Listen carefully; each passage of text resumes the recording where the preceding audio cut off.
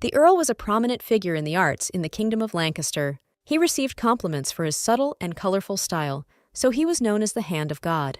The girl explained that this is what those who did not know him called him. However, she revealed that some of his works were actually paintings by his wife. She was interested in what her interlocutor thought about everything he had heard. The man was curious as to why the Countess allowed her husband to get all the glory. The girl explained that Elton is the most influential media company in the kingdom, owned by the Duke of Sussex. That is why she asked that her husband's true story be published. The girl, with tears in her eyes, said that she just wanted to get back to her own life. It all started a long time ago, when she was still young and inexperienced.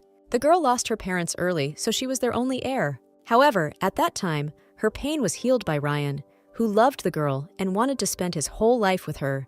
The girl was in love and young, so at an early age, she linked her future with him. Even then, the husband's relatives were discussing the fact that the guy had received a profitable deal and tried to get the title as quickly as possible. However, Ryan was not content with being just an earl, as he believed that every man should find a way to become famous.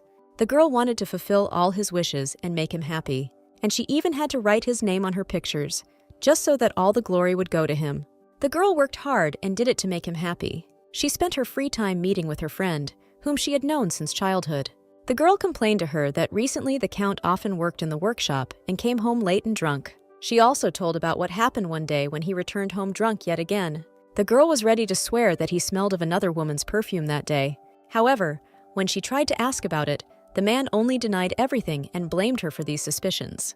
The friend listened to the story and noted that it was partly the girl's own fault. She explained that Ines is not very attractive to men because they do not like crazy women like her. The girl believed her friend, so she took her words seriously. She asked for advice, but her friend said that she would simply leave the Count alone in that case. She explained that the Count loved freedom, so the girl would save their relationship if she gave it to him. The friend also noted that she was saying all this only because she cared about the girl. Although Ines did not completely agree with these words, she loved her friend and listened to her. So she thanked Charlotte for the hint and said that without her, her life would have been completely different. This continued for some time until that fateful day came. 3 days passed, but the Count still did not return from the workshop, and Ines was worried that something had happened to him. She was a little excited and disappointed, because today was their wedding anniversary. The girl thought that her husband was very busy and wanted to give him a pleasant surprise and bring him some food and wine. Ines loved her husband with all her soul because he was her childhood friend. This alone was enough to make me try to make his life better. This was until the girl found out what was really happening in the workshop. Behind closed doors, her husband professed his love to her best friend from Charlotte and promised to leave his wife. Ines could not bear this and dropped the basket of groceries out of surprise and fear. The resulting noise attracted the attention of the couple, who realized that their relationship had been discovered. After what happened in the workshop, Ryan changed his attitude towards the girl and tried to convince her. He promised that he would make things right with Charlotte and apologized for his mistakes. He told his wife that she was the only one he loved. The girl could not refuse him such a thing because she still sincerely loved him. She only worked harder and thought that her husband had cheated on her because she was not good enough. The girl was sure that if she tried harder, if he could become even more famous, then he would definitely come back to her. And one fine day, it happened when her husband unexpectedly came to visit her in the workshop. The girl looked exhausted because she had been spending more and more hours in this place lately, working continuously. However, instead of the desired reunion, Ryan only came to ask for a divorce. He was cheerful and happily read to her the paper he had just brought from the doctor. At that moment, Ines learned that she was no longer a countess, but a sick psychopath. Ryan explained that it was time for the girl to finish her work, because the mental hospital would soon come for her. The man even said goodbye to his wife, who was now only a former countess. The girl couldn't allow herself to be hospitalized, so she tried to escape. She ran through the streets of a small town and did not understand how she had reached such a state. Due to fear and inattention, the girl did not notice how she ended up right in the path of the carriage. Of course, the vehicle did not manage to stop in time and hit the girl at high speed. Inessa lay on the cold ground in dirty clothes stained with blood. The girl thought only about the fact that she had dedicated her life to her husband and given him her title and her fame as an artist. At the last moment of her life, she regretted giving him everything she had. It was only at this moment that she finally let go of what had happened and sincerely wanted to get her life back. Ines woke up from a terrible nightmare in which her husband and friend betrayed her, and she died on the city street. Mary's maid saw that something was happening to her mistress, so she was worried. Ines sat up in bed and tried to look around to understand what was happening. The girl was sure that everything that happened was just a bad dream. Mary noticed that her mistress was tired because today was a very important day. She explained that it was the wedding anniversary of her mistress and her husband. After this, Ines became very agitated and asked what date it was today. The maid named the exact day, month, and year, after which Ines grabbed her head in a fit of nausea. She realized that today marked 3 years since she found out her husband was cheating on her with her best friend. The girl realized that she had actually returned to the worst wedding anniversary of her life. After some time, the maid helped the girl get ready, but was still worried about her condition. Ines entered the dining room and asked why so much food was served on the table. Mary explained that it was a celebratory dinner in honor of the couple's wedding anniversary. After these words, the girl felt ill again, and she asked the maid to leave her alone for a while. She convinced the woman that she was fine and just needed to be alone. At that moment, the girl realized that everything that happened was not a dream, but a memory. She remembered the wine, the food, the flowers that she personally chose to decorate the table. All this was done to make Ryan happy. However, there was no point in this now, so the girl angrily hit and broke the vase of flowers. She was angry at her past self for putting her husband first. However, now there were no huge changes after another betrayal, so the girl in a rage began to destroy the preparations for dinner. She remembered her husband, whom she loved with all her heart. And also in the memories, there was still the smiling face of Charlotte's best friend who betrayed her. Ines realized that the man who was her whole world never loved her. Her love for Ryan was pathetic, and her friendship with Charlotte was meaningless, so the girl felt incredibly ashamed of her naivety. After some time, the girl finally calmed down and tried to think about possible options for the development of events. She knew that her husband had been gone for several days and assumed that he had been on a date with Charlotte. The first thing Ines had to do was to return everything that her husband had taken from her. The girl knew that divorce was the best way to get her fortune and title back. According to the laws of the kingdom, in order to dissolve a marriage between aristocrats, one must provide the king with valid reasons. But the main problem was the society of the kingdom, because men are in charge and they can break through to the outside world, and women must take care of the home. The kingdom was the most conservative in the region, and the problem was not the laws, but the fact that social status did not allow women to divorce. Therefore, Ines realized that the surest way was to create a scandal, draw attention to the problem, and convince the king to understand her. Ines even knew how this could be done, since Ryan's reputation as an artist was the result of drawing and exhibiting her own paintings. She could tell everyone that her husband was not a real artist, that he exhibited her paintings under his own name. In fact, his abilities were ordinary, and the girl dreamed of telling the whole world about it. At that moment, the servant knocked on the door and apologized for disturbing him. He said that he had brought a fresh newspaper with the latest news from the kingdom. Ines realized that Elton was the most influential newspaper in the kingdom. Ryan had previously published her paintings there and achieved the title of Best Artist. Ines hoped that she could somehow publicly expose Ryan through this newspaper. Before the girl had time to finish reading the article, her drunk husband returned home and began to get indignant. The man approached the girl and snatched the newspaper from her hands. He spoke with disdain about how women always only looked for gossip in such an influential newspaper and did not read truly important literature. Ines remembered that in her past life, she really thought he was right, and in such a situation, she would only help him with some house clothes. However, now his words and his aggression towards her offend her. For a brief moment, Ines felt helpless again and wanted to run away from this feeling.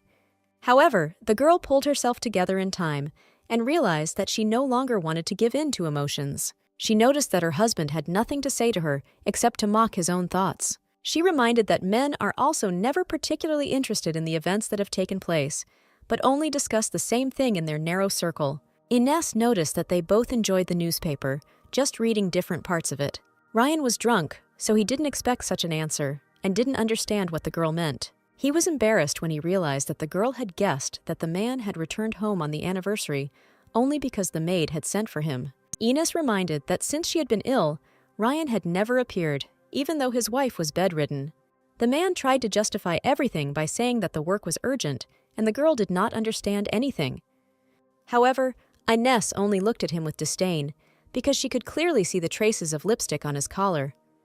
However, instead of a big scandal, she just smiled and asked why he returned home so suddenly. The man cleared his throat and admitted that he had something important to talk to his wife about.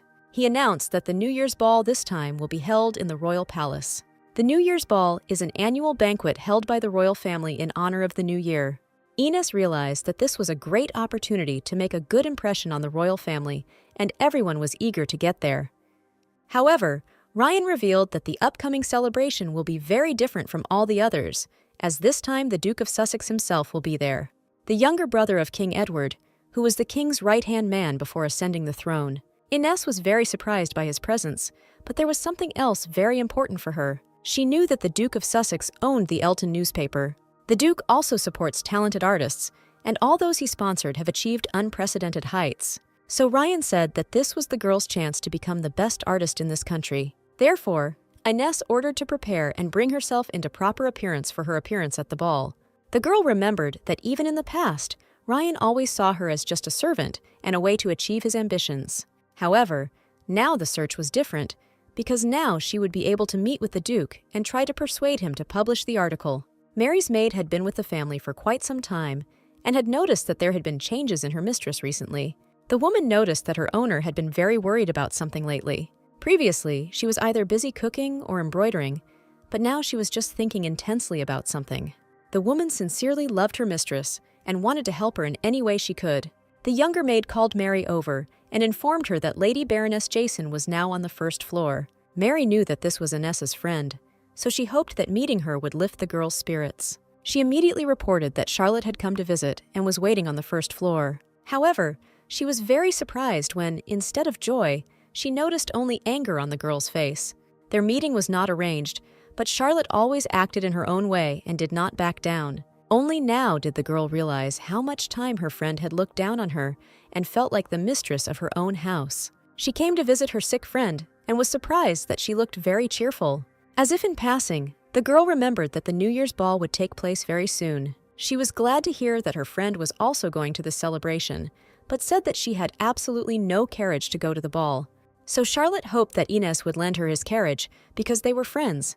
Mary was surprised by the girl's desire to ride in the marital carriage, because even for close friends, it was humiliating. Charlotte was confident of her victory and calmly waited for her friend to once again agree to fulfill her request. However, at that moment, Ines was only thinking about how in her past life, Charlotte and Ryan had planned to send her to the hospital, and she herself did not know about it until the very end. However, now everything had changed, and the girl pushed Charlotte away and removed her hands from herself. She reminded that touching another person so casually is indecent. She also added as much mockery into her intonation as she could, and ironically called them friends. After this, the girl asked Charlotte to leave and leave her alone, because she was not feeling well today. At that moment, Ines mentally said goodbye to her life from the past, and officially decided that from that moment on, she would be a new person. After this, the girl left the room and closed the door, symbolically leaving the past behind her. After that, she raised her head high and proudly walked towards her future, which she was going to build from scratch. King Edward sat in his office in the royal palace and dealt with affairs of state. He was glad that his brother was also going to the New Year's ball.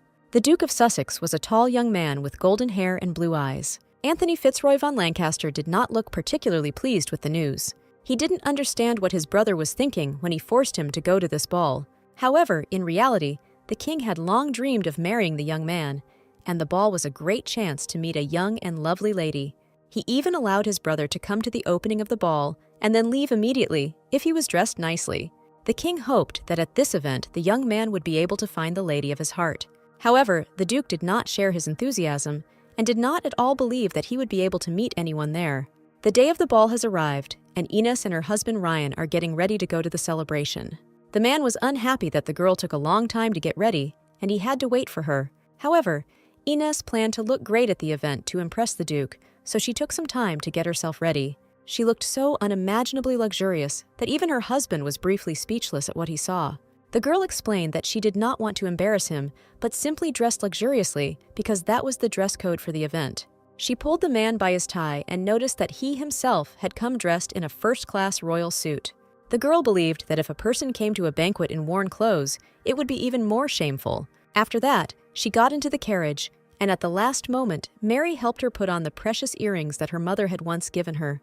The girl remembered that if she hadn't gone back in time and changed, Charlotte would have been wearing them at that moment. Finally, Ines and Ryan arrived at the ball, where quite a lot of people had already gathered. The girl immediately met with her old friends, who appreciated her transformation for the event. Everyone present noticed that the girl was dressed truly luxuriously and began to discuss it among themselves in groups. Some people thought that the girl should have come in rags as usual. There were also rumors that the Count neglected his wife, but after what they saw, no one believed it. Charlotte was irritated by the attention paid to her friend and headed straight towards her. The girl reminded that she had already told her friend that a single-color outfit looked much better on her. But it was a real lie, because Charlotte always said that when Inez stood out in the crowd. Therefore, the girl noticed with a smile that she looked much more beautiful in this outfit, and she really liked it. She even noticed that when all her friends saw her in this dress, they complimented her. Inez noticed that when she dressed according to her friends' wishes, no one gave her even one compliment, so she said that her own style was much better than her friend's style. Charlotte was angered by her words, but she didn't have time to do anything because Ryan was already heading towards them. He scolded his wife for speaking so rudely to Lady Jason and trying to humiliate him with her behavior. The Count loudly announced that the girls were best friends, but Inez decided to quarrel in public. The man considered this a great chance, because the girl had been acting too arrogantly lately, and public humiliation would only benefit her. However, it was at this moment that the Duke appeared at the ball and immediately attracted all attention.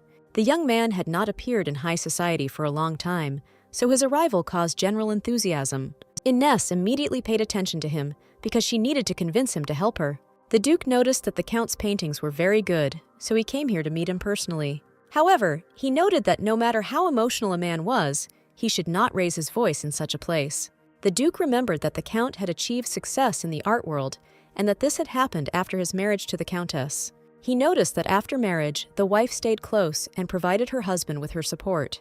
The Duke remarked that today was a fine day, so it was better to put aside all quarrels and enjoy the banquet. In this way, he relieved the general tension, after which he apologized and left, asking everyone to have a good time. After this, Ryan could no longer continue their quarrel and was annoyed that he had let the moment pass. Inez was so touched that she was ready to cry, because the Duke was the first to appreciate her efforts. Anthony breathed in the fresh air on the balcony and recalled the situation that had recently happened in the banquet hall. The man noticed that the doors to the balcony had opened, and the Countess, who had recently quarreled with her husband, had joined him. The girl greeted the Duke, and he asked why she had approached him. Inez explained that it might seem a little strange, but she wondered if the man knew the reason why her husband did not paint portraits of other people. Anthony had absolutely no idea what the girl was talking about and asked her to explain. He had indeed never heard of portraits painted by the Count himself, although usually these famous artists must have many commissions. Inez explained that her husband does not paint portraits to order simply because he simply cannot draw. After this, the girl added that all of Count Ryan's paintings were in fact not painted by him. Some time ago, everyone gathered in the art gallery and discussed the Count's new work. People couldn't believe that a newbie could draw such masterpieces. Everyone noticed the Duke's enthusiasm and realized that he was seeing the Count's work for the first time. Then the Duke was truly impressed by this painting, which captivated him at first sight. The man admitted that such beauty fascinates him. There had been rumors before, but now he was convinced that the Count had indeed been nicknamed the artist with the hand of God for a reason. Therefore, the man was very surprised when he heard that until now, all the paintings published in the name of the Count did not actually belong to him. The Duke could not believe this so easily, so he asked the girl to explain her words. Inez explained that Ryan had achieved such fame thanks to another artist, but he himself had not put an ounce of effort into these works. Anthony noted that if what the Earl's wife had said was true, it would offend the Lancastrian art world, so he asked the girl if she could prove her words. Inez was prepared for this, so she took paper and a regular pencil with her in advance. The girl leaned carefully on the balcony railing, and the Duke realized that she was trying to paint a picture. He came closer and noticed that the girl's movements were as smooth as water in a stream. He watched her from the side and realized who the artist was. The Duke guessed that the girl had been hiding her talent all this time. After some time, the Countess finished and handed over a very simple but excellently executed sketch of a portrait of the Duke himself, of incredible beauty. She tried to explain that she was actually the artist who had been creating the paintings all this time, but the Duke interrupted her. The man noticed that there was no longer any need to explain anything to him, which surprised her. The young man personally observed her work and realized that she was indeed the artist of the painting that made him feel delighted. The Duke immediately realized that her words were true, and the name the Count had stolen actually belonged to her. That is why no one ever saw the Count at work, because if he had drawn in front of others, everyone would have known his secret. The Duke wondered why the Countess had decided to reveal his secret now. The girl admitted that it is difficult for her to talk about this now, but promised that the Duke's reputation will not suffer. After that, she only asked the man to inform her of his decision when he made it. The girl was about to leave when the Duke asked her to pay attention to Elton's advertisement for the following week. He promised that his answer would be printed there, after which he cautiously approached the girl. He reported that her hands were stained with graphite from drawing. Anthony pulled the handkerchief so that Ines could wipe away the dirt before entering the banquet hall. The important conversation was over, so the girl returned back to the hall, where she soon met her husband. The man did not understand where the girl was all this time, because the banquet was in full swing. However, Ines apologized and said that today she wanted to return to the mansion early and rest. The man was about to become indignant, but Ines noted that he could stay at the banquet and continue to relax without her. The guy didn't want to miss such a chance to have fun without his wife, so he wished her a good trip and rest. Ines had completed the main part of her plan, so now she could allow herself to relax and rest a little. She mentally hoped that the Duke would accept her offer and help her. A few days later, a reply came from His Excellency through the newspaper. It was very unexpected and made the girl surprised. The Duke sent her a message through the newspaper, which was printed near the advertising section. The man said that he took the conversation seriously 3 nights ago and wanted to discuss the gift in more detail and was looking forward to a future meeting. Anthony knew that if the Countess was right, it would be tantamount to betraying the Empire and the art world. It is almost impossible for women and commoners to make a name for themselves, but they cannot abuse their fame either. The Countess's husband must have known about this, but still her abilities were simply incomparable. At that moment, the butler approached his master and announced that the Countess had come to meet him. The Duke knew that if the girl's story turned out to be true, it would be a real sensation. Ines arrived to meet the Duke, and first of all showed him respect with a bow.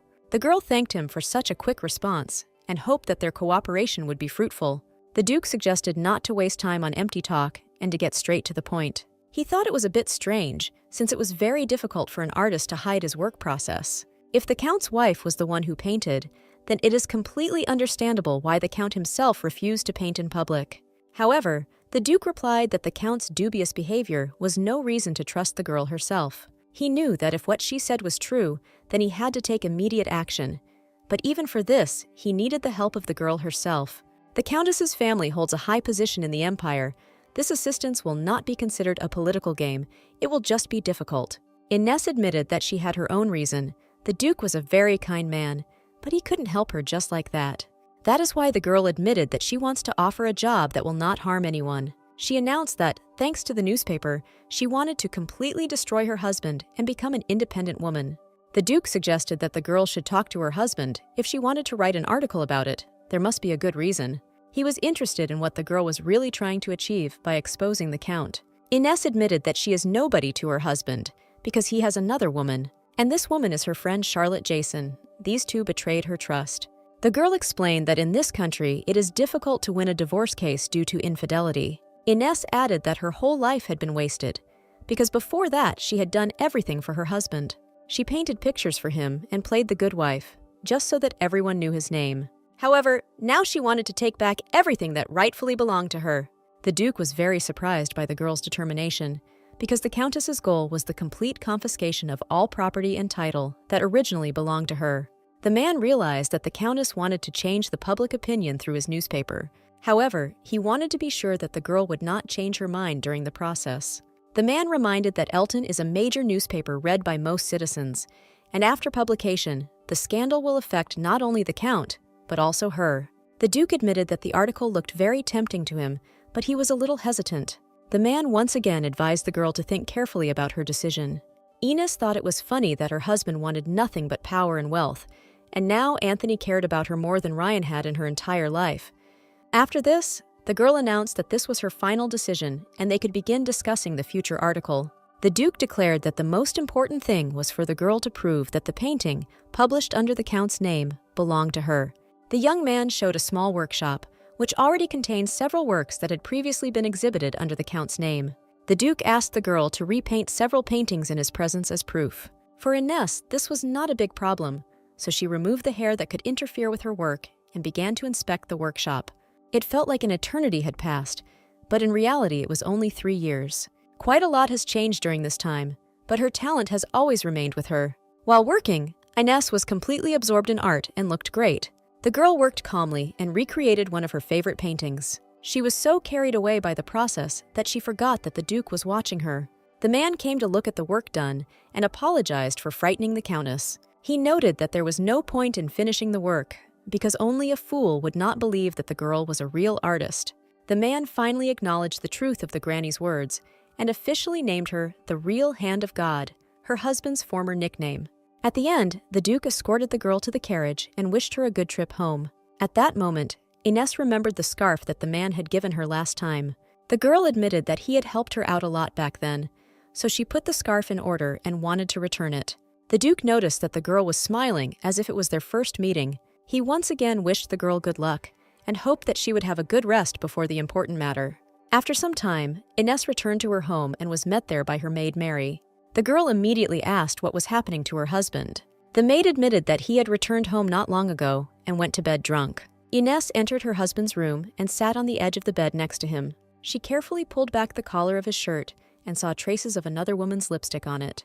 The girl was once again convinced that she was doing the right thing and that her husband and friend deserved to be punished. The butler read that as a result of an investigation several years ago, the Count's paintings became widely known. They were painted superbly, but it was not the Count who painted them. The report also said that journalists had looked into the man's relationship with Baroness Jason. The butler was distracted because he noticed that the gentleman was not listening to him at all. The young man was very engrossed in looking at the picture that the young Countess had painted. The Duke recalled that after the publication of such an article, everyone would be interested in the identity of the mysterious artist. However, Anthony noted that this was not just a hobby, the artist had real talent. The butler did not look at his master and tried to understand what attracted him so much to this picture. As a child, it was difficult for the boy to hide his true feelings, because he was so gifted in everything that he could take the succession away from King Edward. The stronger His Excellency the Prince became, the more envious people he had. People were saying that the youngest son was a real genius and that the appointment of Prince Edward as heir should be postponed. They pretended to care about his future, but they only wanted glory for themselves. All these grown men were bullying this little boy and making him feel disgusting. The young prince loved his brother very much and was worried that their relationship would be destroyed after this. However, despite all the intrigues, the older brother Edward adored his younger brother and sincerely cared for him.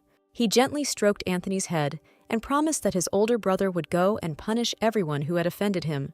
The butler knew that everything that happened in childhood had left its mark on the personality of his young master. Therefore, he noted that unrest in society cannot be avoided if this article is released. The Duke recalled that even after his abdication of the throne, people remained indignant for a long time, so this was a common thing. The young man was not going to give up a great opportunity just because someone might judge him. He knew that the topic was so provocative that it would attract the attention of even the people of the empire and create a lot of noise. Moreover, he admitted that the young countess was indeed a true genius. Hiding in the shadow of her husband, Earl Ryan, she ruined her talent. The Duke admitted that he felt very sorry for the girl and wanted to help her. The butler was interested in what his master was going to do in such a situation. Anthony admitted that it would be nice to first attract the attention of the kingdom's residents, so they are organizing an exhibition that will feature the girl's work. The butler knew that after this real chaos would begin, but there was no way around it. The Duke even decided that the official title of this exhibition would be the title of the newspaper article itself. After some time, the whole society was talking about the fact that the owner of the newspaper was holding an art exhibition. The Duke allegedly wants to support talented artists so that they can be heard throughout the country. Count Ryan and Charlotte also read about it in the newspaper and saw their chance. The Countess knew that the publication of this article was the first step towards the implementation of their plan. Ryan looked very happy when he came to Ines and told her that the Duke was organizing an art exhibition. He announced that this exhibition was his chance to shine even brighter, and that her husband's success was a great source of pride for his wife. That's why the man wanted the girl to paint him a new picture. He hoped that she would cope with this, because before this, Ines had never refused him.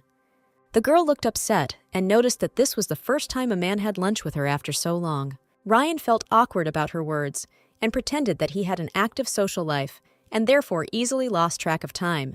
He promised that from now on he would come home earlier and try to have lunch with the girl. Ines listened to these words and she found it funny that the man was trying to appease her so that she would agree to his request. She promised that she would think about it, and Ryan relaxed after her words. In fact, the girl was sincerely glad that he fell into her trap. A little later, she told the Duke about what had happened, and the man realized that such greedy people were very easy to read and predict their actions. From this point on, the young people could follow their plan. The first thing was to paint a picture for the exhibition on behalf of the Count and send the same on behalf of his wife. 2 paintings in the same style were supposed to cause discussion in society, and then people would reveal the Count's lie.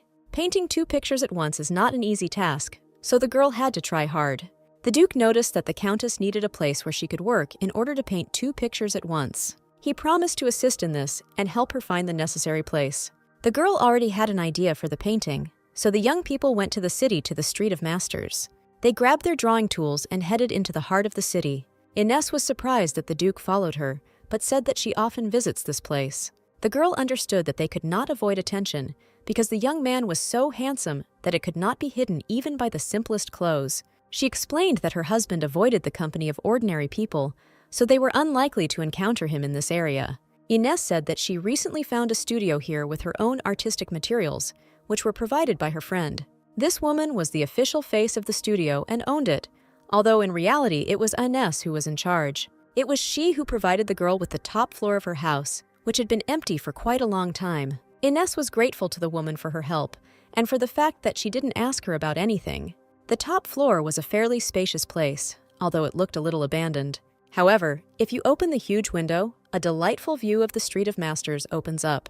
Ines was delighted as soon as she first saw the picture that opened up to her. The owner of the studio left the young people alone and asked them to come downstairs if they needed anything. Ines noticed that this amazing view below inspires her to create masterpieces. She told the Duke that she planned to submit this particular landscape to the exhibition. She thanked the young man for his help and remarked that this place was ideal for her. Quite a while had passed since their meeting, so Ines suggested they have a little snack with the food she had brought with her. However, in her mind, the Duke was a true aristocrat, so the girl realized that he would hardly eat such simple food. However, the young man surprised her greatly when he happily agreed to eat something so simple and even thanked her. The man even remarked that the food was too good for an ordinary sandwich. He smiled and offered to make a bet. If the girl achieved her plans and returned everything that was rightfully hers, then she would treat him to dinner. Ines was very surprised that the Duke himself wanted to have dinner with her. However, the girl was grateful for his help, so she promised to treat him to the most delicious food that could be found in the city. Anthony just smiled and said that he would be looking forward to dinner soon. A few days later, the Duke came into the studio again and saw Miss Rena on the first floor. The woman said that Ines was upstairs in the studio and they planned to paint all day. The girl told her that she wanted to paint a picture for the Duke's exhibition, but the hostess did not know that he was right in front of her. However, the woman noticed the warm relationship between the young people and asked what they had to do with each other. The Duke did not respond to this, but only joked in response, after which he went upstairs. He was surprised that from the outside they looked like a couple in love, and decided to be extremely careful about it. He knew that if this came to light, it could lead to big problems. The young man went up to the second floor and looked into the studio where Ines was painting her pictures. The girl again became carried away by the process and became frightened when the young man suddenly opened the doors and called her. She apologized for getting too carried away and forgetting about everything that was happening around her. The Duke said that he had brought some food and bought the same sandwiches that the girl had treated him to the other day. At that moment, Ines remembered all the times when she had prepared food for her husband in the same way in order to spend time with him. The girl thanked the Duke and admitted that it was the first time someone had cared about her so much. She explained that she had almost finished the painting and offered to look at it. The young man admitted that he would be very pleased to see them first. Ines carefully removed the fabric from the easel and revealed a beautiful landscape of the Street of Masters. She explained that this particular painting would be exhibited under her own name. The second painting depicted exactly the same landscape, only in the evening, using a different color palette. The Duke looked closely and noticed that her works resembled a series of landscapes. Ines explained that she drew it this way on purpose so that everyone would immediately understand everything. After all, if the paintings are so similar, then everyone will guess that they have the same author. The Duke admitted that her idea was well executed and that everything would immediately become clear to everyone. He also asked permission to take the finished painting for the exhibition. However, Ines asked to be given the opportunity to take her home first. The girl hoped that her husband would like her and change his mind about exhibiting her. The Duke noticed the girl's mood and realized that she was still holding on to her husband. She still had hope of receiving words of approval from him for her talent. The young man was not happy with what was happening, but he understood that human feelings would not change so quickly. Later in the evening, Ines returned to the mansion and asked to take all her things to her room. Immediately after her husband returned to the estate, who was drunk again. The girl helped him out of the carriage and noticed that he smelled terrible of alcohol. She said that she had finished a painting for the exhibition and asked if the young man would like to look at it. However, her husband's reaction made it clear to her that he was not at all interested in what she had done for him. He only wearily noted that he completely trusted the girl in such things and did not understand why she asked for his approval every time. After that, he headed towards the mansion and said that he wanted to have a little more drink. Ines watched him go and was once again convinced that she had done the right thing when she decided to get rid of this unnecessary marriage. A few days later, the opening day of the exhibition arrived, which was to take place in the royal palace. A huge crowd of people gathered for the opening and caused a huge stir in the community. Even the head of the Royal Society of Arts, Marquis Usher, came to the pavilion where paintings by the country's best artists will be exhibited. His friend suggested that they quickly go inside and look around the exhibition. The young people immediately noticed the commotion that was taking place in one of the corners of the large pavilion. The Marquis approached the crowd and asked why these particular paintings had attracted so much attention. One of the people present explained that it was here that the Count's painting was exhibited, but it had caused a lot of controversy. Absolutely everyone present noticed that the two paintings, which belonged to different artists and hung next to each other, were surprisingly similar. Ines got out of the carriage and was surprised by the huge number of people who came to see the exhibition. The girl noticed that after her appearance, many people paid attention to her. They also surrounded her and began asking questions about the painting, which was very similar to her husband's painting. The girl understood that this was what she had been working towards for so long, but it was quite difficult to receive so much attention. However, her life has changed, unlike before. Now she was completely satisfied with this, because in this way she would be able to achieve her goals. Ines of the city raised her head up and walked into the center of the exhibition to meet the Duke. The young man was already waiting for her inside and was ready to introduce her to everyone else. He gently grabbed her hand and noticed that the girl had finally visited his art exhibition. The man was very happy about this, and as a sign of gratitude, even kissed the young lady's fingers carefully. Everyone around immediately began to discuss how close these young people seemed. The Duke whispered that the girl's appearance attracted quite a lot of attention to her person. After that, he offered his hand to Ines and said that this entire exhibition was organized just for her. The young man clapped his hands and attracted the attention of everyone gathered by introducing Countess Ines to them. The Duke announced that it was this girl who was the author of the decoration of this entire exhibition. The young man brought the Countess forward and announced that she was the artist who bore the nickname Hand of God. This statement caused a stir among all the assembled aristocrats. Everyone immediately began to remember that it was her husband who had previously been called a great artist, but now this was being questioned. Ryan was lying on his bed in his room, struggling with a hangover, when Charlotte burst into his room.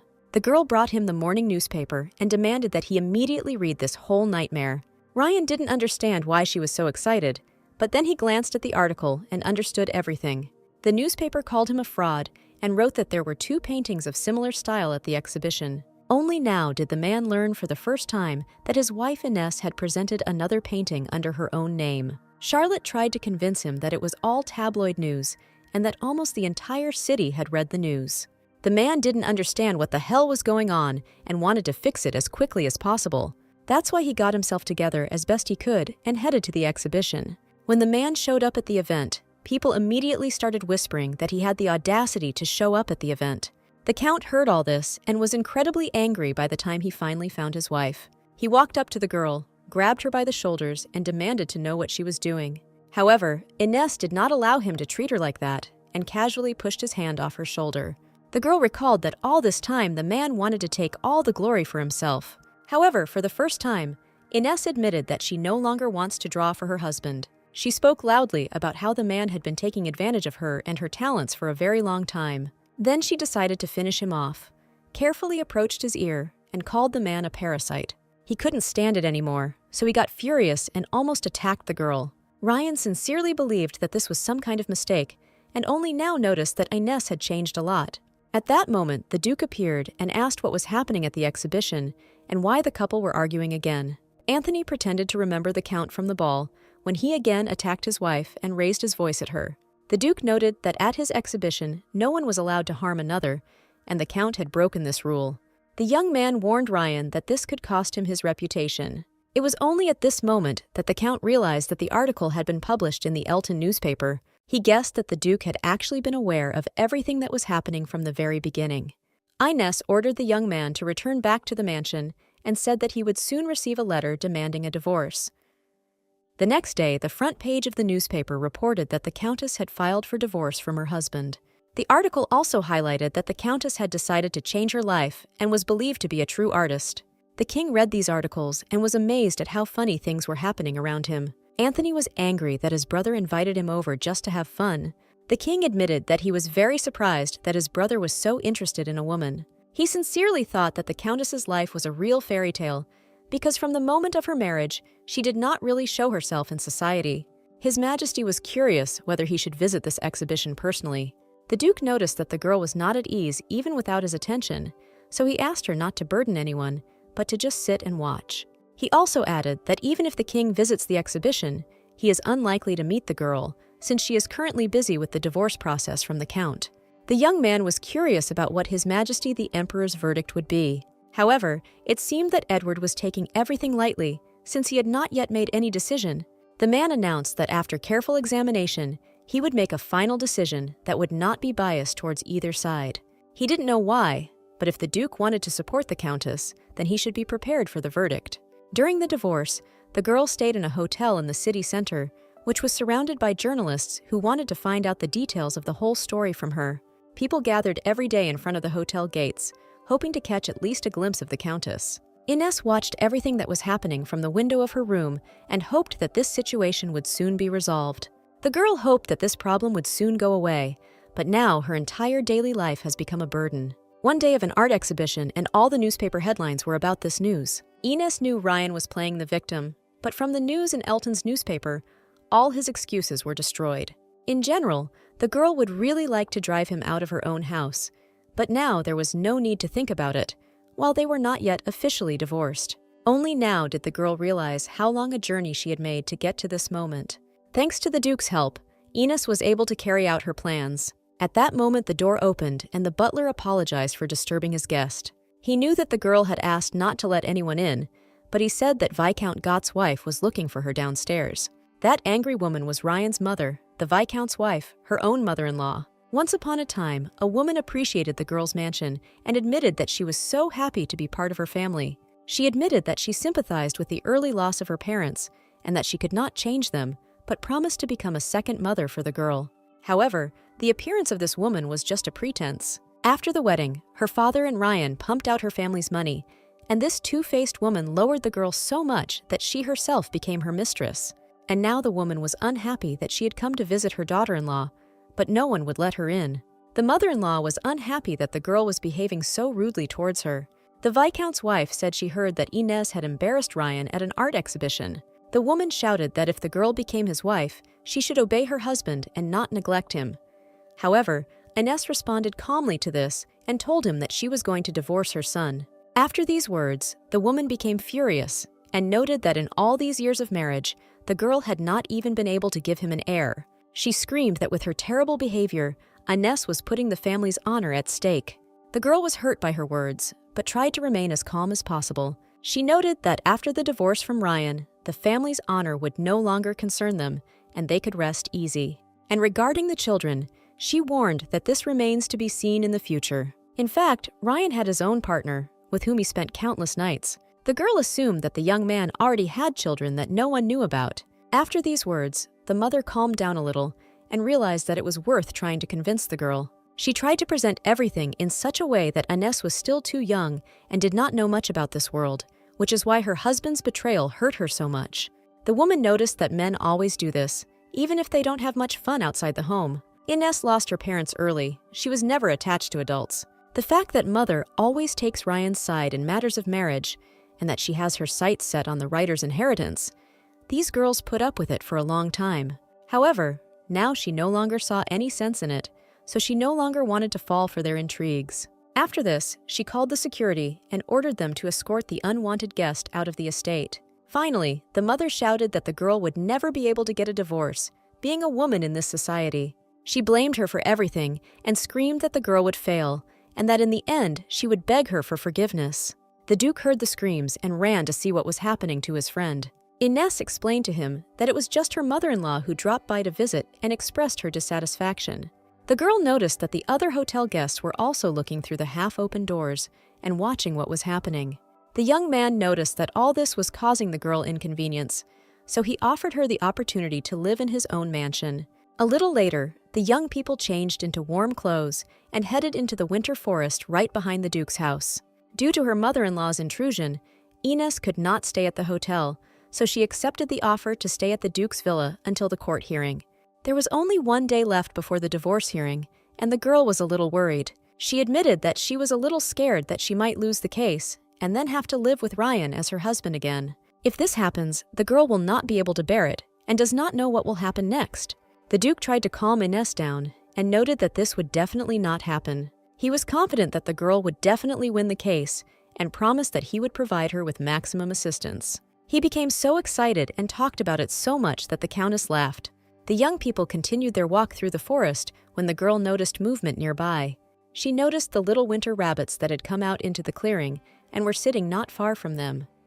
The girl sincerely wanted to make a small sketch of animals and asked to give her some time for this. Ines was very engrossed in drawing, and the Duke stood behind her and watched the girl. At that moment, he remembered her recent words and realized that they had made him nervous. The next day was the day when the divorce hearing was to take place. The Emperor announced the opening of the hearing of the divorce case of the Earl and Countess of Briarton. A famous artist was involved in the case, so it attracted quite a lot of attention from the public. His opponent in the proceedings was also his own wife, who claimed the very title of artist. To begin with, the Emperor proposed to listen to the side of the Count, who objected to the dissolution of the marriage. Everyone noticed that the Count's lawyer was the divorce specialist Viscount Turner.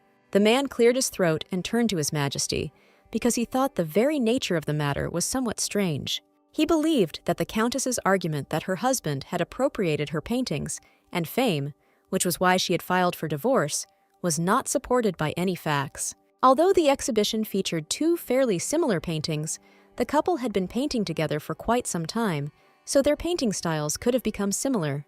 He announced that the false accusations and the attempt to dissolve the marriage, being a woman, were all in order to smear the Count's reputation through the mud. His words had an effect, and the crowd began to whisper that the man might be right about something. The Duke noted that the audience's reception was not as enthusiastic as it seemed, since it was not entirely clear whether the painting had been stolen or not. After this, the Emperor announced that he wanted to hear from the Countess and her lawyer. A young man in glasses jumped up from his seat and introduced himself as Countess McDowell's lawyer. People noticed that the lawyer was very young and believed that the head of the family had not yet managed to find a suitable specialist for the Countess. Ines was also surprised at first, because the young man really was very young. 2 years ago, Viscount McDowell had not yet shown as a lawyer, but thanks to her return to the past, the girl knew something that no one else knew. In the future, this young man was called the first lawyer of the kingdom for his outstanding skills. If Ryan's plan was simply to hire a very expensive lawyer, then the girl had information about the future. Opposing counsel argued that the Count and Countess had collaborated over a long period of time, which may have resulted in their painting styles becoming similar. The Count's lawyer confirmed the accuracy of this statement. After this, McDowell asked everyone present to look at two paintings. These were the very same paintings from the exhibition that were provided by the spouses. The lawyer approached the Count and asked him to describe the process of working on his painting. Ryan said the work somehow captures the colorfulness of the workshop street, and he tried to create transparency of color by controlling the concentration of paint so that it doesn't build up in thick layers. Ines knew that her husband had no sense in drawing and assumed that he was saying this on the advice of his lawyer. Ryan confirmed the lawyer's assumption that he was working on paper dry in this way to avoid divorces. The young man's lawyer heard this and immediately tried to stop his client. McDowell called this very strange because, in fact, this painting was painted using the wet-on-wet technique, which allows for a soft blurring of the edges of objects. He thus made the assumption that the Count was not familiar with the process of painting his own picture. The Count's lawyer called it just an excuse, but his client could not really describe the real story behind the creation of this work. But instead of him, Ines entered the conversation, explaining that she had depicted the Street of Masters on the 2nd Street from the 2nd floor of Mrs. Land's studio. The lawyer turned to the emperor and noted that the count did not have any information about the work done. Everyone was wondering why the man was so absent-minded if he claimed to have painted the picture himself. The lawyer noticed whispers among the crowd and decided to take a different approach. He announced that his client was very worried about the divorce case and asked for understanding. The lawyer noted that the couple swore to love each other, sealing this promise with the bonds of marriage, after which they lived an ideal life, as the count believed. McDowell noted that the opposing attorney wanted to get off topic by talking about emotions and making everyone in the room sympathize with the man. After this, Turner addressed the girl directly and admitted that he understood her perfectly. After the wedding, the count was unable to remain as faithful as before, but all men have an inevitable social life. He was hinting that women quickly become lonely while their husbands are often absent. The man even suggested that the girl was disappointed, and this forced her to resort to perjury. At that moment, the girl could not bear his words and accusations that all her regrets, anger, and other feelings were a lie. She was furious that this man dared to mock her feelings after everything she had been through. The lawyer stated that the countess herself did not want so much fuss, so she asked the emperor to drop the case from consideration and leave the spouses together. However, before the man could finish speaking, the countess rose from her seat and interrupted him. She stated that her husband's social life, which the lawyer speaks of, included the desire to love one woman and be with another. After this, everyone gathered was shocked by what they heard. Even Ryan did not expect that the girl would talk about it. Ines calmly grabbed the newspaper that was lying next to her and lifted it up.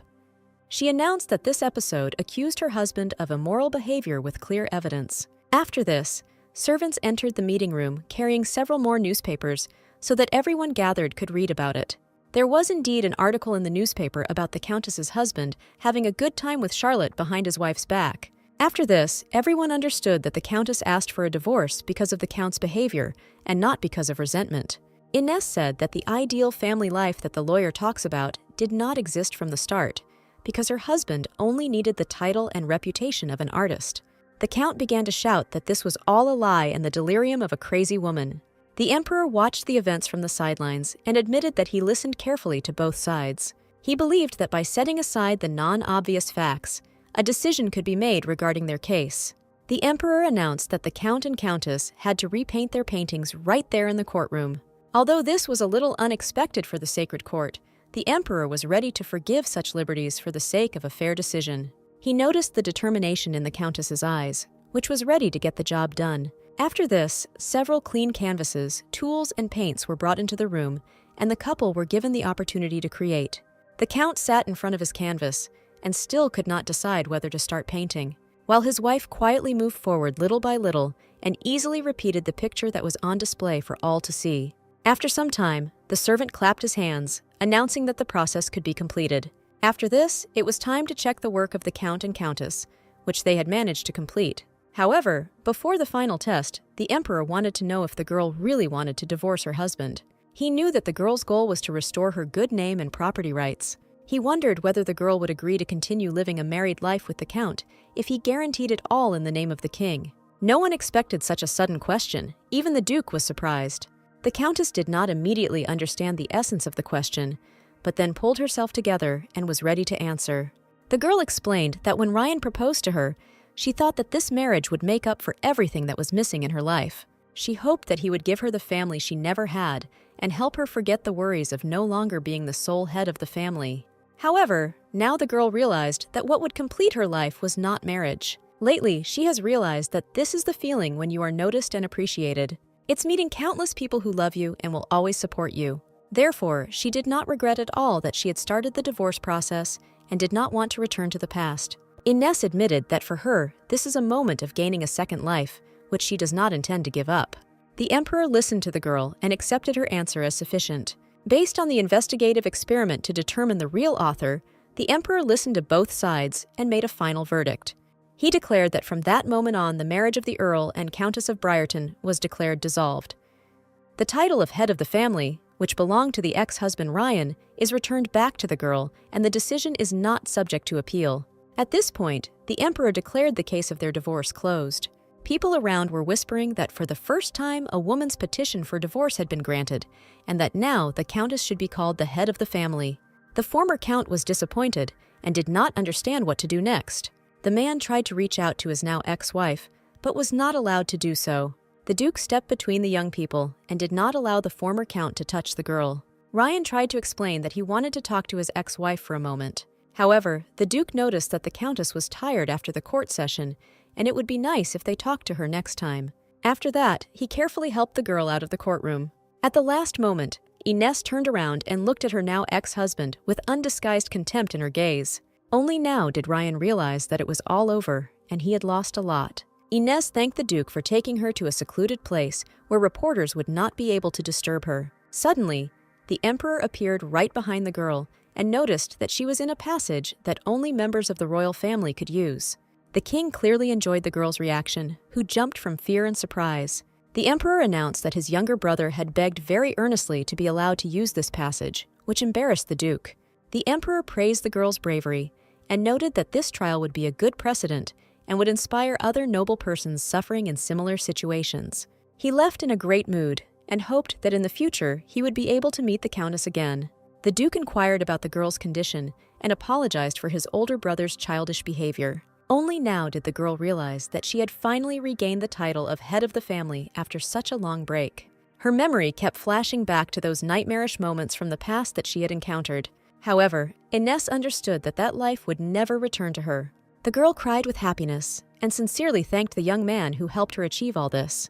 The Duke did not understand why, after such a resounding victory, the girl suddenly began to cry. He noticed that Ines did everything herself, and she shouldn't shed tears on such a happy day. The young man got a little carried away and carefully grabbed the girl's face with his hands, noticing that she was all red. Ines felt that her head suddenly started spinning, and the girl even fell from a sudden loss of strength. However, despite all this, she felt great, because for the first time in a long time, she was finally free. Unlike her, in another mansion in this house, another girl was furious about what happened and tore the newspaper to shreds. Charlotte was unhappy with what had happened and promised herself that she would definitely take everything from the girl to the last. Ines woke up in her bed again and was afraid that everything that had happened was just her dream. The girl lost consciousness after the trial and was now afraid that she had only imagined it all. At that moment, Mary's maid entered her mistress's room and the girl reached out to her. She explained that she did not remember returning to the estate and asked how the trial went. However, Mary reminded that the girl won in court and now became the full-fledged head of the family. Only after this did Ines relax and was glad that Mary would now call her mistress. The maid explained that the Duke had brought the girl to the estate and now they must hold a reception in honor of the return of the title. She also pointed to a gift that was sent on behalf of the Duke. It was a basket of flowers, similar to the ones the girl had drawn when they first met. She thought it was very sweet that the young man was so worried about her and wished her a speedy recovery. Also offered as a gift was a fresh newspaper, which already had an article about everything that happened in court. Now, all the people in the kingdom could know that the girl had won and regained her title, as well as her fame as an artist. Ines realized that the Duke had put a lot of effort into this, and now she had some cleaning to do too. The first thing she did was send servants to her ex-husband's studio to take away everything that belonged to her. Soon, the girl herself came to Ryan to clearly explain her position. The young man fell to his knees before her and begged her to think again. He tried to apologize and said that he was just stupid to turn away from such a good wife. He begged for another chance, but realized that the girl was not in the mood for dialogue. Ines admitted that at one time this studio was made only for him. From the smallest details of furniture and wallpaper to every tube of paint, she personally selected every little thing especially for her husband. But in this very studio, he laughed sweetly, kissed her friend Charlotte, and cheated on her with her. Ines admitted that she used to believe Charlotte and her husband, but they both just laughed at her. Therefore, the girl only congratulated her ex-husband on the divorce and wished him a good life. The man was furious and tried to reach the girl and stop her. However, her guards did not allow him to do this and blocked the man's path. Ines realized that throughout her life, there were people around her who tried to be on her side. In her past life, she had never even thought about it, but now she happily announced that she wanted Mr. Ryan to be kicked out of her estate. After this, Ines thanked all her servants and guards, who remained by her side all this time. Just at this moment, the Duke arrived and managed to see how the beautiful girl dealt with her ex-husband. He admitted that he was passing by their estate and the servants told him where they could be found. Ines admitted that she once put her whole soul into making this wonderful studio for her husband. However, now she tore down the curtains with a light heart and admitted that she wanted to get rid of this place. She admitted that she wanted to get rid of the past and make this place much better. Only now did the young Duke understand why he had behaved like a fool and why his brother had entrusted him with this matter. The young man just smiled and reminded the girl of her promise to treat him to dinner when everything was over. Now that the trial was over, Ines would no longer be able to see the Duke, so she happily agreed to repay his help in any way she could. They were both thinking the same thing.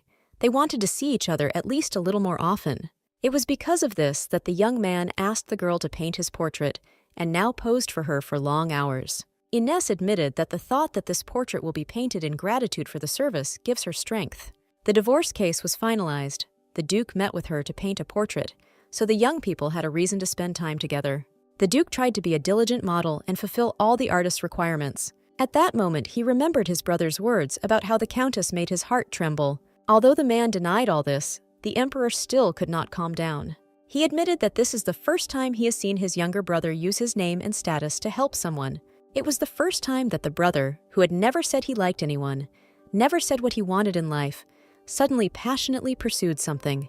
That was why the Emperor's words reached the Duke's heart and made him think about it more and more often. The young man was surprised that his own brother guessed about his feelings before he did. At first, he became interested in the Countess because of her genius, but now everything was different. The man admitted that now he was interested in Ines simply as a woman. After some time, he was simply ready, and the girl praised her model for having tried so hard. The Duke admitted that the work looks amazing so far, and he is even embarrassed by how beautifully the girl depicted him in the portrait. Ines noted that she would need a little more time to work with the color, so they would need to meet a few more times. The Duke was not at all against the additional meeting, but was worried that the girl might overwork herself. He knew that she was keeping the studio only for working on his portrait and suggested that she would be more comfortable remodeling the space. Although this studio had previously belonged to her husband, now the girl created in it herself and thus got rid of bad memories, painting them over with good ones. The Duke listened carefully to her words and hoped that he became a good memory for the girl. The man was pleased with this, and Ines noticed his reaction, assuming that the Duke was interested in her. However, she couldn't know for sure, so she didn't want to make up any unnecessary things. However, at that moment, the girl thought for the first time about how she herself felt about the young man. She knew that she was now writing much more carefully than before, and her soul was calmer when she was next to the Duke. At some point, the girl assumed that she really was not indifferent to him. Ines got excited and accidentally tripped, knocking something over into a bucket of water. The Duke left to call the servants and ask them to clean the room. Ines took advantage of this to calm down, because she respected the Duke and did not want to use him. She knew that the young man had done a lot for her. He had even supported her publicly after the divorce was finalized. Recently, the young people have become very close, and this happened too quickly after the divorce proceedings. The girl was afraid that someone would doubt the nature of their relationship, and this would be a dark stain on the Duke's own reputation. The girl was so worried that even the young man noticed that her face had turned pale. She carefully turned away from his hands and admitted that she was just a little tired and wanted to call it a day. The girl knew that the Duke was a really good person. She couldn't ruin his reputation because of feelings that she wasn't sure about yet, so she wanted to cross the possibility of showing any kind of relationship. The young man noticed these changes in the girl, but decided to give her time and not do anything. After this, the work on the portrait was completed at this stage, and the Duke was about to return to his estate. Finally, he remarked that the girl, both as a countess and as an artist, was delightful. The man admitted that it was a great honor for him to see that the girl had finally spread her wings. The Duke admitted that he had long wanted to tell her about this and see the girl's face. After this, the young man climbed into the carriage, said goodbye, and went home. He did not know that it was precisely these words of his that instilled in the girl the confidence that she really had some feelings towards the Duke. Meanwhile, in the imperial castle, Edward was reading the newspaper and learned that its sales were breaking all records. His beautiful wife, Queen Helena, came to her husband and asked what he was studying so carefully. The girl wanted to see what was so interesting that the newspaper had printed that the man had become so fascinated. Helena saw an article about what was happening to Baron Jason's daughter. The emperor did not know that his wife was acquainted with the former count's mistress. Helena admitted that this was not the most pleasant memory for her. It happened some time ago when Ines and Charlotte were walking through a beautiful garden. At that time, Charlotte was quite loud and tried to meet as many people as possible. Even at that time, she was known in society as Charlotte the Leech. Every time at a reception for aristocrats, the girl pestered the Countess and followed her everywhere. That is why she has a reputation as a girl who goes out of her way to impress noble gentlemen. Everyone knew that the girls were old friends and that the Countess took Charlotte with her everywhere. At some point, it was announced that Queen Helena had entered the garden and everyone needed to greet her. Ines knew the rules of etiquette, so she bowed deeply and formally greeted the Queen. Charlotte decided to take advantage of the situation and stepped forward, also introducing herself to the Queen, thereby violating the rules of etiquette. However, Helena decided not to attach any importance to this and only politely greeted the girl in return. Charlotte was very glad to have the opportunity to talk to Her Majesty because she really wanted to join the tea party at the palace, but she did not have the chance. The girl said that she would be honored by the Queen's invitation because in such wonderful weather, it would be simply wonderful to go boating together. The girl suggested doing this on the river, which was located not far from this island, which caused shock to everyone gathered. After this sudden silence reigned, and everyone stared at Charlotte in horror. The public was not aware of this, so no one knew that the Queen's cousin had drowned in this river while boating. The girl could not know about this, but still the Queen was unpleasant to hear a reminder of this incident. However, she did not want to embarrass the Emperor, so she decided not to go into the details of this old story. The Emperor just smiled and told her that his younger brother was showing signs of attention to the Countess. Helena admitted that she was glad that everything ended so well and she would like to invite the Duke to dinner. The girl said that she had important news that she would like to share with her family. There was an event coming up soon that the Duke would also be interested to know about. The carriage drove up to the Baroness's house, and the guard asked the coachman for an invitation to tea. On this day, Ines arrived for tea at the country estate of her old friend. The public event she would be attending for the first time since regaining her title was a little daunting to her. When the girl was about to enter the room, she accidentally heard the ladies at the table discussing the Duke. The girls discussed that it was the Duke who discovered and helped develop the Countess's talent, so they praised him and considered him insightful. But just recently, no one could have imagined that the Elton newspaper would become the largest publication in the kingdom. If you look at it this way, there was even a scandal in the royal family about the succession to the throne some time ago, although Ines didn't think about it. However, now she realized that the Duke seemed to be deliberately trying to give up the throne and do something else. The girl realized that she had been waiting too long near the entrance to the room, and it was time for her to show up for tea. So she took a deep breath and stepped boldly into the room, wishing good health to everyone present. The girl hoped that everyone was doing well and admitted that she felt a little awkward showing up after a long absence. However, the ladies were glad to meet their old friend and believed that she had experienced many difficulties during this time. Suddenly, an embarrassed servant appeared in the room, not daring to say anything. He explained that a young lady had made a scene outside to be led into the estate, but the mistress of the house had ordered the girl to be thrown out. The problem was, however, that it was Baron Jason's daughter, Charlotte, who was trying to break into the tea party. The ex-girlfriend was unhappy that Ines dared to ignore her and promised that she would never leave her alone. Charlotte was previously seen in society as a fresh rose in the banquet halls and a dazzling, beautiful young lady. This place was hard work for her, and the girl didn't think that anyone could take it away from her. However, now the girl was sitting on her bed and reading a bunch of letters that had been sent to her recently. Each of them said that she was no longer wanted in society, which drove Charlotte crazy. The invitation was canceled, Ryan disappeared, and she had worked so hard to get into high society, but because of Ines, everything was ruined. That is why the girl decided that she absolutely had to meet with her ex-girlfriend and sort everything out. She initially went to her friend's estate, but Mary said that the owner forbade her from entering. Charlotte couldn't believe it because she was the Countess's best friend and was always welcome in this house. The girl even remembered that earlier, all the servants were told to always let the girl in even without an invitation. However, Mary explained that the mistress had changed her instructions, and if the girl was looking for a meeting with her, then an appointment should be made in writing. Charlotte didn't understand why she needed to be shown these honors if she just wanted to see her friend. However, Mary was not going to fall for her persuasion, and noted that this was the duty of a lady and the basics of respectful behavior in society. The maid reminded her that the mistress had taken great care of the girl as if she were her friend, but she could not even show her respect and gratitude. Charlotte was furious at these words and did not understand how the servants dared to teach her manners. Mary noticed that she no longer saw any point in continuing this conversation and asked the girl to leave. She reported that her mistress had left anyway for the Baroness's estate, where she had been invited for tea earlier. Charlotte knew this Baroness and decided to take advantage of the situation, especially since the girl canceled her invitation as soon as the scandal broke out. However, it didn't matter much, since Inez and the Baroness were now together. Charlotte knew her friend well and was going to tell her that Ryan had seduced her first, climbed under her skirt, and the girl should have immediately believed her and calmed down. After that, she was going to spread these disgusting rumors that the girl would not be able to maintain her reputation. The Baroness remembered very well that she had recently sent Charlotte a letter in which she had clearly canceled her invitation to tea. The servant agreed with this, but the guest insisted that she wanted to see the Countess. Everyone present considered this to be extremely rude and demanded that Charlotte be immediately thrown out of the estate. However, Inez acted unexpectedly and asked that the girl be let in and allowed to join the tea party. Because of her, Mrs. Jason made a scene in the estate for everyone, and Inez did not want talk about the Baroness. The girl said that since her friend wanted to see her, it was better to let her do it. After everything that had happened, this was the first time Charlotte and Inez were supposed to meet. The Countess was sitting quietly drinking tea when her old friend entered the room.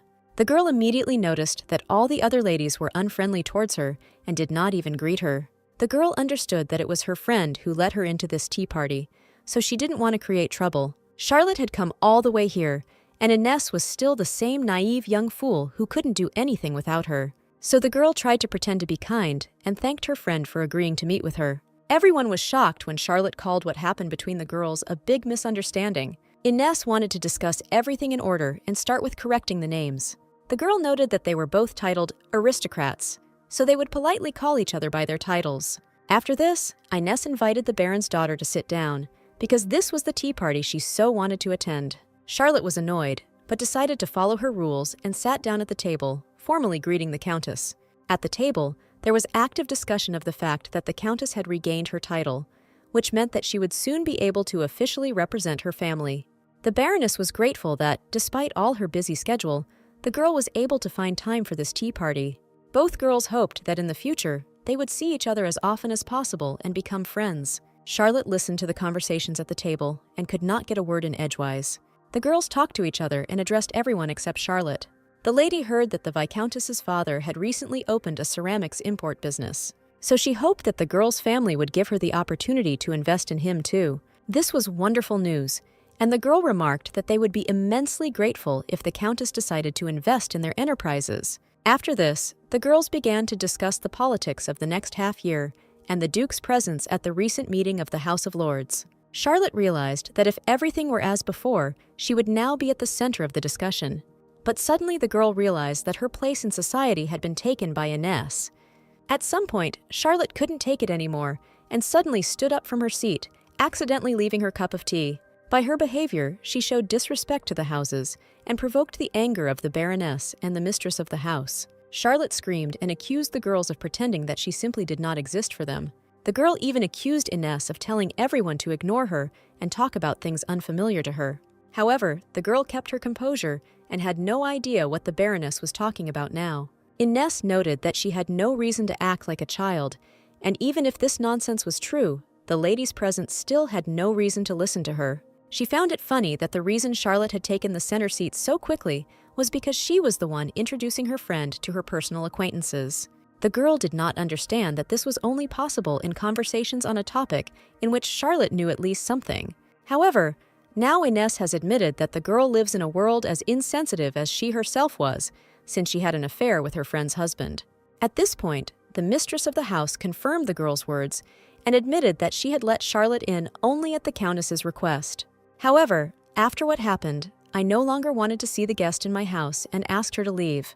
The girl called the servants and asked them to escort the Baroness out of her own house. Charlotte was disappointed with what happened and finally promised that she would definitely destroy her former friend. After what happened, all the girls were disappointed with Charlotte's behavior and called her crazy. Inez understood perfectly well that the girl herself was to blame for the way society treated her. After returning home, Inez immediately met Mary, who was waiting for her at the entrance. The girl noticed that the headmaid was very upset about something. Mary was really excited and immediately asked her mistress for forgiveness. She explained that during the day, Mrs. Charlotte had come looking for her friend, but Mary had insulted her and driven her away. In the past, the girl had been the hostess's friend, so now Mary asked for forgiveness for being so impolite. However, instead of punishment, Ines hugged her senior servant too tightly, who stood up for her honor. She even apologized for the fact that the person who cared about her so much was there all this time, and she didn't even notice it. The girl couldn't even properly thank those who were always there and supported her. Only now did Ines realize this and was able to release her true feelings, sincerely thanking Mary for her care. After the girl calmed down a little, the maid reported that during her mistress's absence, she had received a letter. His Excellency the Duke wrote to the girl for the first time since their last meeting. The young man was at dinner with his brother the Emperor, but was deeply immersed in his thoughts and did not even notice when he was called. The Emperor was interested in what his younger brother was thinking about so much that he was going deep into himself. He understood perfectly well what the young man was thinking about, but he wanted to hear confirmation of his assumption. The Duke was reluctant to admit it, so the Emperor decided to guess why his brother was so sensitive. The man immediately guessed that it was because of the Countess, which made his younger brother embarrassed. He knew the boy looked unhappy because the recipient had not responded to his passionate letter. The Emperor wanted to play a joke on Anthony, but he realized that he had gone a bit too far and upset the guy. The Duke remembered that during their last meeting, the Countess had felt uncomfortable being around him. Although the portrait was just a pretext for a meeting, the girl could refuse to paint it at any time. However, the Duke understood that if this happened, then meeting the girl would become much more difficult. In the midst of their conversation, Queen Helena entered the dining room and apologized for being late. The Duke also rose from his seat to formally greet the Emperor's wife. However, Anthony was then disappointed, because the couple now began to discuss the Countess and make fun of his feelings. Queen Helena turned to her husband's younger brother and said that she had a small request. She explained that they would soon be organizing an international exchange exhibition with a neighboring state. Calderoff is a country that has been at war with and at peace with Lancaster for a long time. At the end of the longest 100-year war, the countries exchanged delegations to establish friendly relations. The King of Lancaster, who took part in the conclusion of peace, was a great admirer of art. This is why Lancaster quickly became a place where artists interacted under the auspices of the royal family, which gave rise to international exchange exhibitions. Of course, they have now become a field of hostility between two states that wanted to outdo each other. The Duke knew that the exhibition had not been held for the last few years, so he was curious why they had decided to bring it back this year. The Queen admitted that in the eyes of other countries, it has become a little less noticeable recently, but Lancaster still remains a conservative country that relies on the aristocracy. However, the times of closed doors and closed discussions are ending, and the era of young and ambitious people is coming. In the face of this new era, their state needed to change its conservative attitude, and the International Exchange Exhibition would be a great place to show this intention. The Queen knew it would be a cultural event that would shake up the entire country, so she counted on the help of the Duke's newspaper. Anthony noted that he had an artist he would like to recommend for inclusion in the exhibition. The Queen was curious about this magnificent artist, whom the Duke himself wanted to recommend. Anthony was pleased to remark that he would like to introduce the Countess to society as an artist after her official divorce from her ex-husband. He assured the King and Queen that the girl's talent and taste were unusually good. Moreover, among all the artists who participated in the exchange exhibitions, there was not a single woman. The Queen hoped that this would be enough to suppress his resentment of the Society of Artists, the type of Grafen exceptional specialist.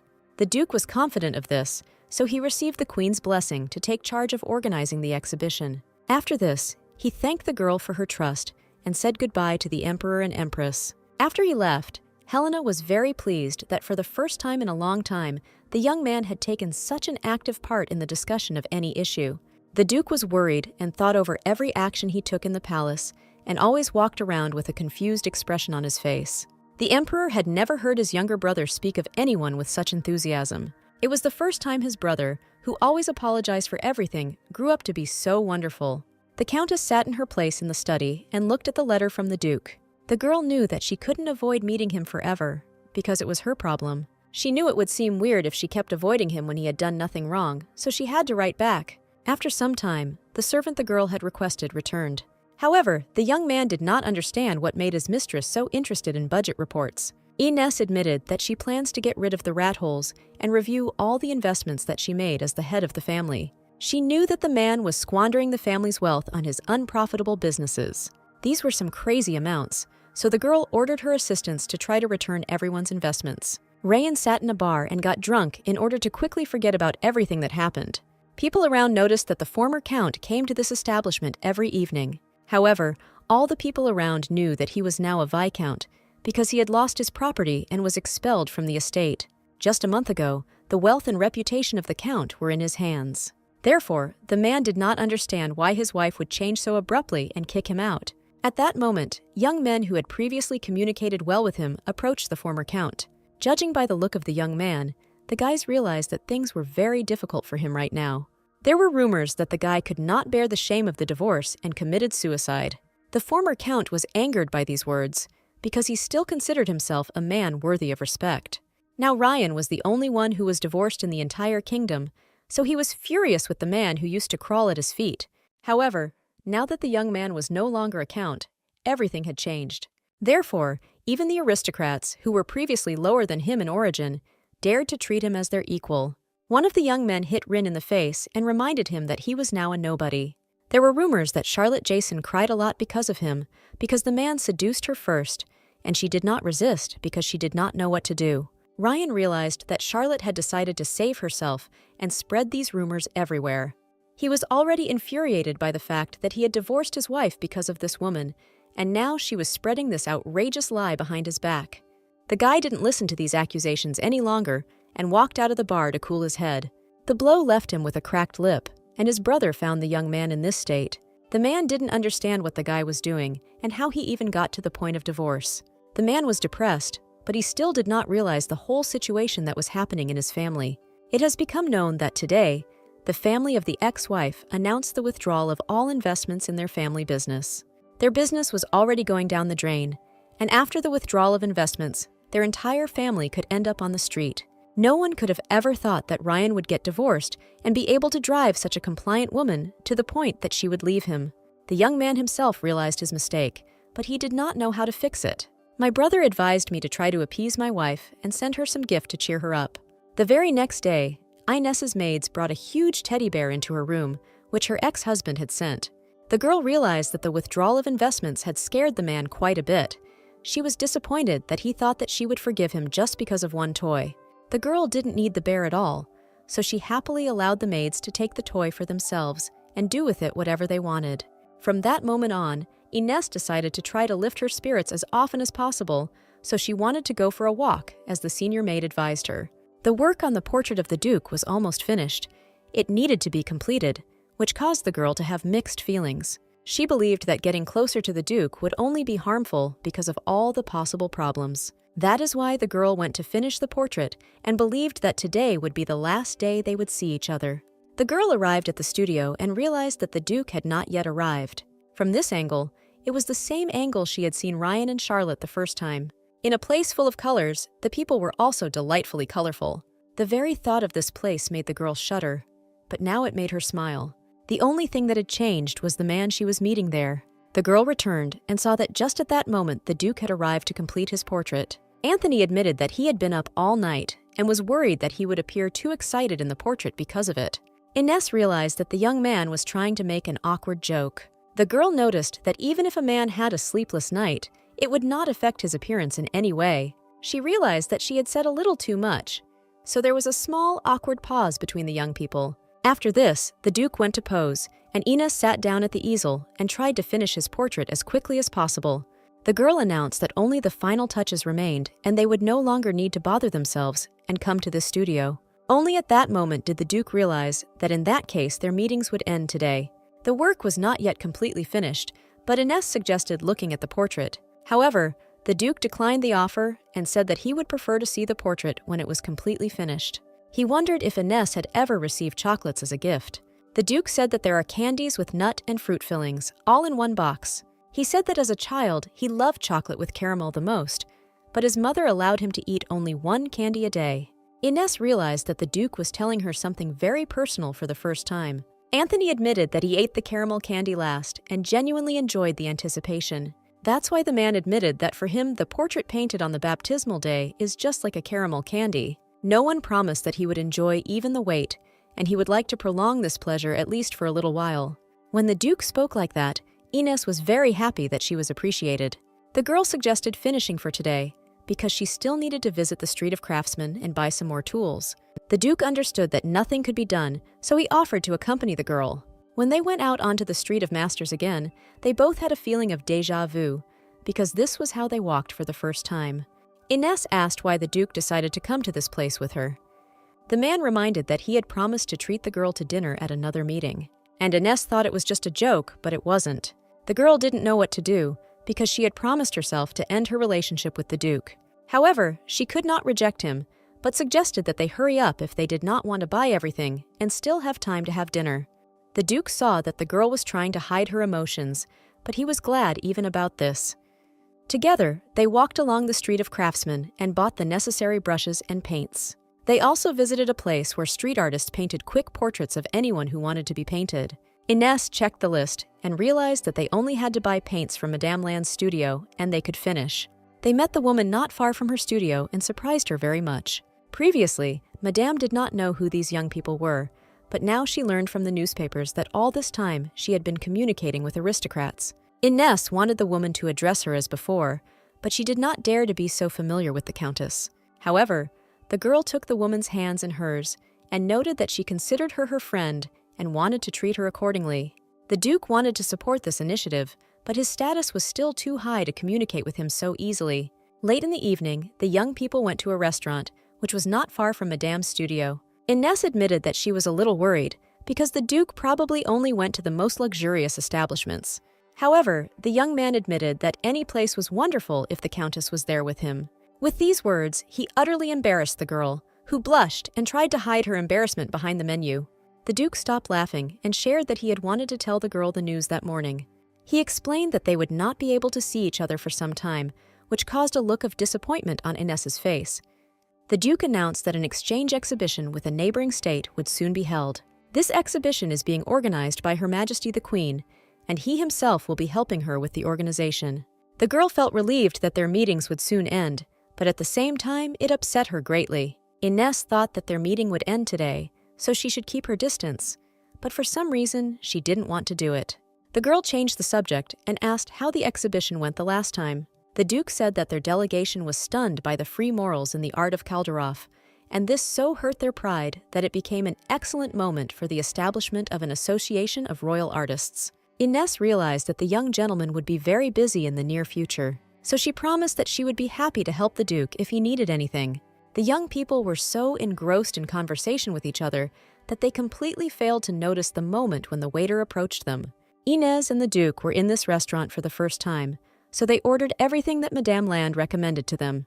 It was mostly poor artists who went there, so Anthony was very surprised by the huge portions of food. Ines laughed, because it was rather indecent for her to see the Duke with such a funny expression on his face. The girl noticed that usually it doesn't change much, even depending on his mood. Anthony admitted that he actually has a lot more emotions than the girl imagines, especially when he is around her. His words struck the girl right in the heart and made it beat faster once again. Suddenly, their attention was drawn to small children in the alley who were cheerfully drawing something on the wall nearby. Also, there was someone around constantly selling new paintings and not discussing art. In the neighboring shops, there was intense bargaining for various creative materials. The Duke watched all this and noticed that the Street of the Masters was truly an amazing place. Art is something exclusive for the upper classes, while ordinary people do not have access to art education, so artists got together and agreed to create this street. The girl noticed that no one really knew why this street was organized. Common people and girls cannot get a good education in the arts. However, this cannot stop their passion for drawing. At that moment, a great idea came to the girl's mind, and she suggested holding an annual exhibition on the Street of Masters. She thought it would be a shame not to take advantage of this unique place. After all, the desire to enjoy art lives in everyone here, regardless of social status, but the common people have so little opportunity to enjoy it. In the form of a festival, this will become an opportunity to introduce not only aristocrats, but also ordinary people to art. The girl also suggested getting rid of the stereotype of inequality among artists once and for all. Ines believed that this would be an excellent aid to the development of the scientific master's commerce, since in this way the exhibition would attract many visitors. She understood that this might cause disagreement among the locals, but people might try to help them with appropriate compensation. For example, reasonable compensation could be given to shop owners or artists from the workshop street could be allowed to participate in an exchange exhibition. The Duke admitted that this was a good plan, since the Street of Masters was a place worthy of public investment. Anthony admitted that this was a very fresh idea and asked the girl to help him present all this to His Majesty. A little later at home, Ines was warming herself in a warm bath and recalling what happened between the young people at the end of the evening. Then they were ready to say goodbye and go home. Finally, the Duke remarked that he really enjoyed spending time with the girl and suggested that they continue their meetings in the future. His portrait was almost finished, so they would no longer be able to have such personal meetings. The girl had been waiting for this for a long time, but for some reason she felt a little sorry. But these thoughts were not so important, because after some time, Ines received an invitation that she could not even have imagined. The Queen herself wanted to invite the girl to tea and hoped that Ines would accept it. The Countess did not expect at all that the Queen would be so interested in her ideas and would want to meet her personally in a private setting. For this occasion, Mary picked out for her mistress the best outfit imaginable. Just recently, the Queen announced that the boarders would be appointed as managers of the exchange exhibition. Thanks to the girl's brilliant artistic talent, Her Majesty hoped that Ines would bring glory to her country. This was written in the official letter that the Queen sent the girl along with an invitation to tea. It was a good opportunity to restore her good name, tarnished by her ex-husband. But Ines did not understand why the Queen chose her. The girl went to the royal palace and met Duke Anthony there. She mentally hoped that this was not some kind of test of her feelings or loyalty. In fact, Ines was glad to see the young man because she missed communicating with him. Immediately after the greeting, the girl asked Anthony if he knew why she had been appointed as the exhibition manager. The man was worried that this would cause some inconvenience to the fence, but she denied it. At that moment, the Queen came out to the people and was glad that the girl sincerely wanted to participate in the exhibition and was not acting against her will. The first thing Queen Helena wanted to discuss was moving the location of the exhibition. The torch that shines on Lancaster's night and the graceful Queen Helena were the symbols of the exhibition. But in reality, the Queen is not at all what she is called, because she makes a great contribution to Lancaster, to the reorganization of the political situation. That's why Ines believed that having tea with such a person was already the highest reward. The Queen heard about the girl's great ideas for the exchange exhibition. Ines realized that Her Majesty was talking about what she and the Duke had recently discussed on the Street of Masters. The girl was interested in how much he had managed to convey to the Queen before they met. The Empress remarked that the form of an exhibition in which everyone, regardless of class, could freely participate was a very good idea. Ines listened to how she was being praised, and it made her feel a little awkward. However, the Queen noted that it was too late to take back her words once she had expressed her wonderful idea. Helena noted that the appointment of the girl as the exhibition manager was her personal reward and gratitude. If it were property, it would be more than enough. But as she expected, it would be a great opportunity for artists to show their talents. Besides, the Queen was jealous of the girl because the Duke spoke so flatteringly of her and kept saying that the girl was an unusually talented artist who should be hired. Anthony looked very embarrassed by this confession, and Ines realized that the Queen was telling the truth. And the Duke did not deny anything, because he really only said what he was sure of. The fact that the Duke praised her abilities so much to the Queen that she decided to trust him.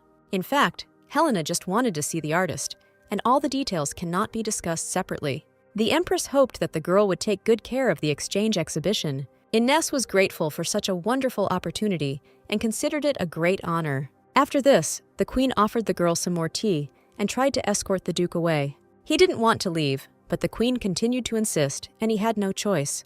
The young man took the hint and inhaled, unable to convince the girl. After that, he wished the young ladies a good time and walked away. The Queen only laughed at how reluctant the young man was to leave the Countess. When she first met the girl at a social function, she thought she was just a weak girl. But now her impression had changed very much, and the Queen still could not understand why. However, Helena assumed that it was precisely this change in the girl that attracted the Duke, her husband's brother. So she wanted to help him a little and told him that the Duke had given the girl a very flattering assessment. After these words, Ines blushed and was very embarrassed. The Queen continued to watch the girl and her changing emotions at the mention of the Duke. Helena was experienced and observant, so she immediately realized that the girl also had feelings for Anthony. The Queen added that it was the first time she had seen the Duke care so much about anyone. Ines was sure that the young man was always like this, so she was surprised by her words. The Queen admitted that she would never understand the man, why he became the owner of the newspaper, and what he left for the sake of his brother, His Majesty. She asked if Ines would mind hearing the story of the Duke's past. From childhood, the boy understood perfectly well that he was the second prince, gifted enough to become a threat to the crown prince. Despite the passage of time, the Duke is still the same child who is afraid of being hated. Already at the age of 8, little Anthony was so smart that teachers admitted that they had nothing more to teach him. The boy hoped that his older brother would also be pleased with him and praise him. The little girl was heading towards her brother when she saw someone coming out of his office. A meeting of the Parliament of Ministers had recently ended, and the men were discussing his older brother. Some of the ministers sincerely believed that it was too early to appoint the elder brother as heir. Everyone praised the younger prince highly, who was a very smart and talented young man. Some aristocrats even believed that it was not too late to make Anthony crown prince. It was not always good to be outstanding, because at that time, the voices of those who wanted the second prince to be crown prince were getting louder and louder. Of course, the previous king and queen did not want to sow discord between the brothers, and they were determined to have the current king ascend the throne.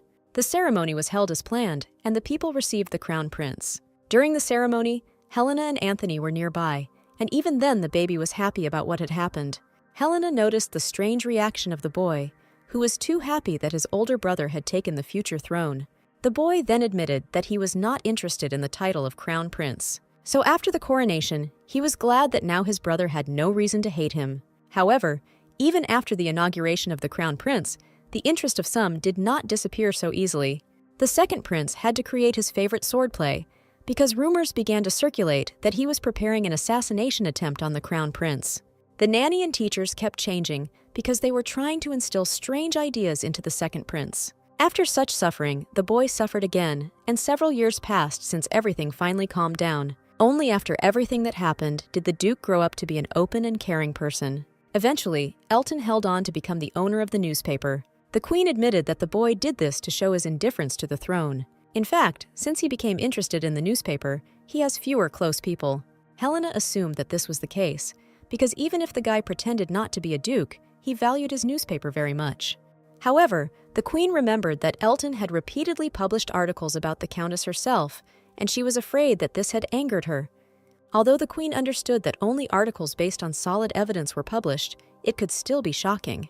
That's why the girl noticed that the Duke was really interested in something for the first time. According to the young man, the young Countess was a very talented artist. The Queen admitted that she herself could not yet properly assess the girl's talent, but was ready to listen to the Duke. She knew that the guy was very polite and impeccable with everyone, but this politeness was in some way a huge wall behind which he was hiding from everyone. The idea was to complicate the situation without letting anyone know his weak points. However, the Countess was the first person who managed to get through this wall and reveal the real Duke to the whole world. Therefore, the Queen noticed that the girl had a positive influence on the young man. She hoped that with her, he would be able to express his emotions more fully. The Queen admitted that she did not want to burden the girl, but to keep her as high as her expectations were, so she wanted her to realize that her own expectations were high too. The girl was pleased to hear such praise addressed to her from several important people of the state at once. She wanted to live up to the Duke's expectations and repay his faith in her. The girl realized that she wanted to do all this in order to see the happy smile of His Excellency. Therefore, she promised that she would try not to disappoint the Emperor and Empress. The Countess promised that she would do everything in her power to ensure that the exhibition was a success. After the exhausting conversation ended, the girl finally left the tea party and was able to breathe a sigh of relief. She was lost in her thoughts and didn't notice how she accidentally bumped into a man who came out from around the corner. The girl thanked him for helping her get up, but she shuddered when she saw who exactly she had collided with. The Queen recently warned that appointing a woman to manage the exhibition was a rather unusual start, so some managers are not too happy with the decision. Among them, the most influential opinion is held by the head of the Royal Association of Artists, Marquis Usher. Of all the possible people, Ines managed to run into the one who was most dissatisfied with her appointment as the exhibition manager. The girl assumed that the man would express his emotions openly, but he unexpectedly smiled and warmly greeted the Countess. The man even asked how the girl was doing and why he had come to the palace. Ines answered honestly that she had come to greet the Queen after her appointment as the manager of the exchange exhibition. The Marquis was glad that outstanding artists like her would work for the glory of their country. The man made a good impression on Ines, and the girl thought that he was nicer than she expected. The man didn't want to keep the girl for long, so he said goodbye to her and wished her all the best. The Marquis watched Ines as she walked away from the royal palace and waited for the girl to disappear from sight.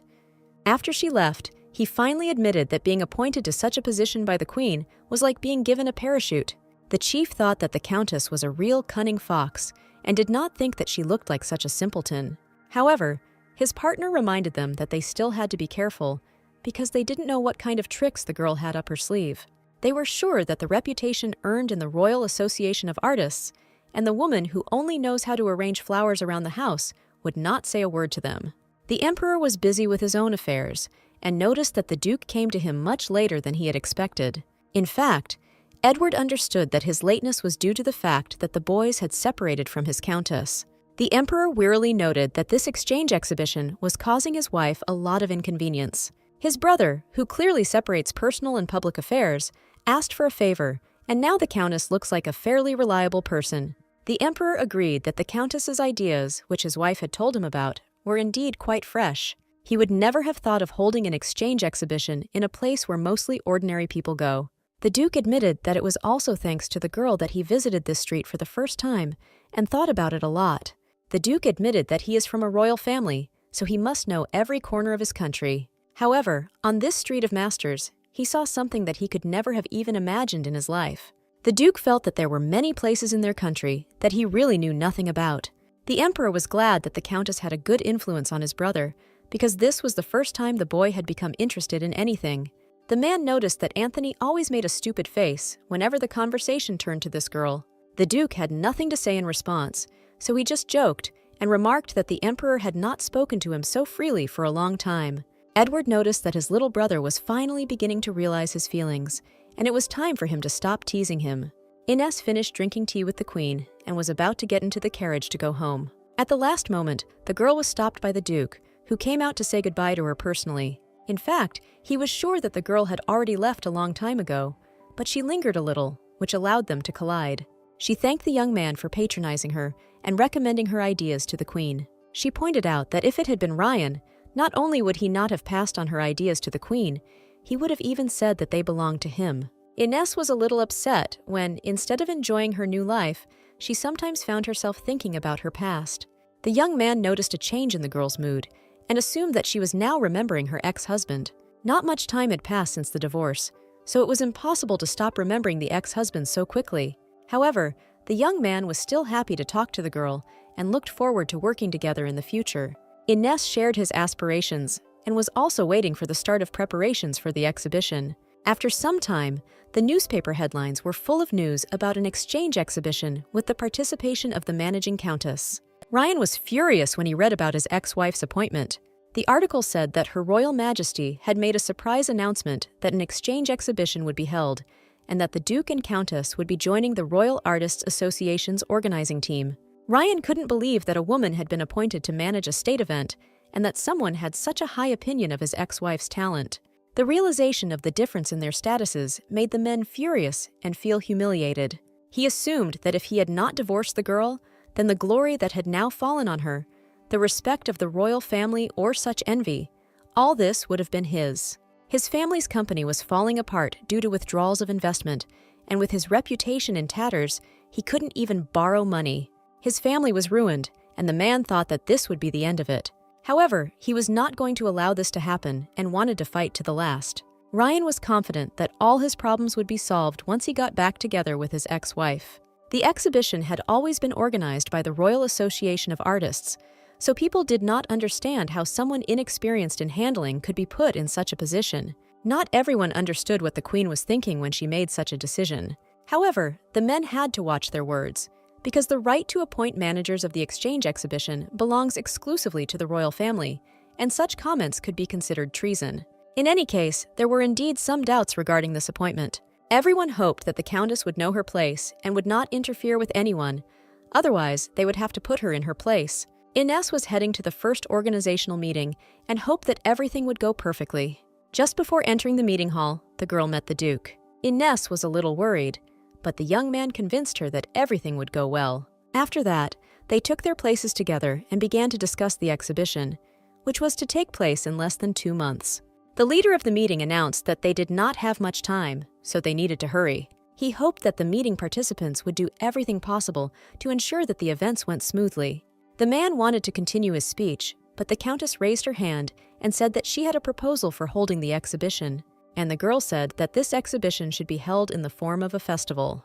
In the past, exchange exhibitions were held in the royal court's premises, featuring pre-selected works. However, the girl suggested moving the events to the Street of Masters, and then anyone could take part. Everyone would be free to enjoy the works of art.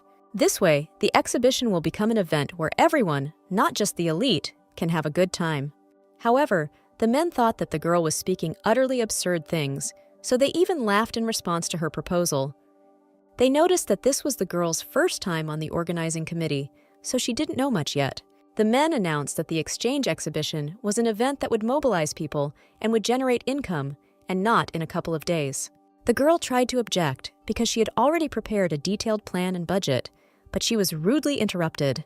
The members of the commission knew that the street was a place for the poor and considered it humiliating to show such a place to important foreign guests. Some of the men said outright that they were a little disappointed, as the Royal Institution of Artists worked hard on the exchange exhibitions every year. But as soon as the girl was appointed to the organizing committee, she immediately decided to change everything. Ines didn't understand why everyone was treating her like that, because she had no such intentions. The Duke tried to help the girl, and noted that this year's exhibition would also be a step towards reforming their country's image on the international stage. Therefore, he believed that differences between this exhibition and all previous ones were inevitable. The rest of the council noticed that the Duke sided with the girl because he represented the royal family. Ines noted that she did not say that it was necessary to completely change the format of the exhibition created by the association. They could come to an agreement at today's meeting.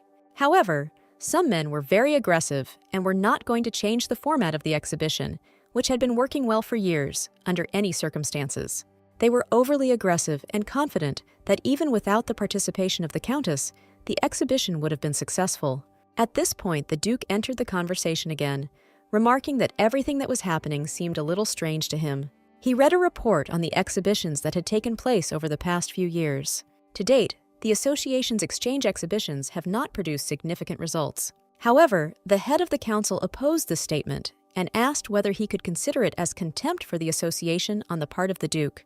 The man understood the young man's intention perfectly and said that since he was so confident in himself, the advice could no longer be useful. The Marquis announced that the Royal Association of Artists would not take part in this exchange exhibition. After this statement, the men left the meeting, but some of them still could not believe that they were leaving the organizing committee. However, the chief noticed that this was a warning to the Countess and the Duke, who had interfered.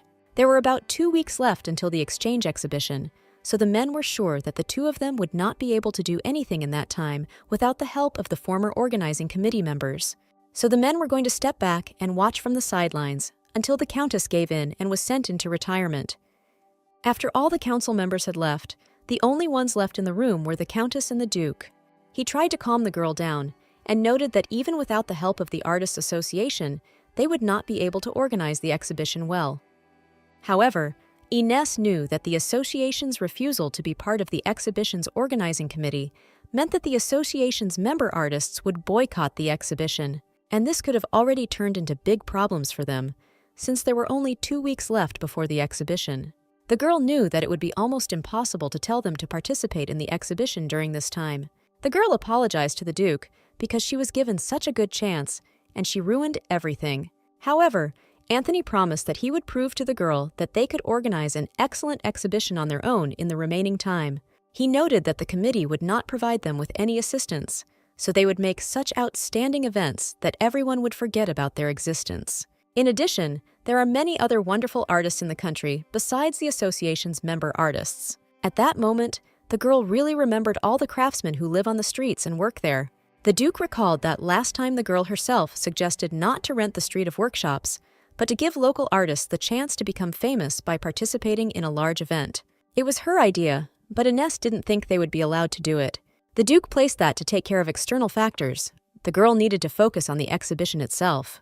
Previously, Ines felt pressured because the man cared so much about her, but now she decided to stop being afraid.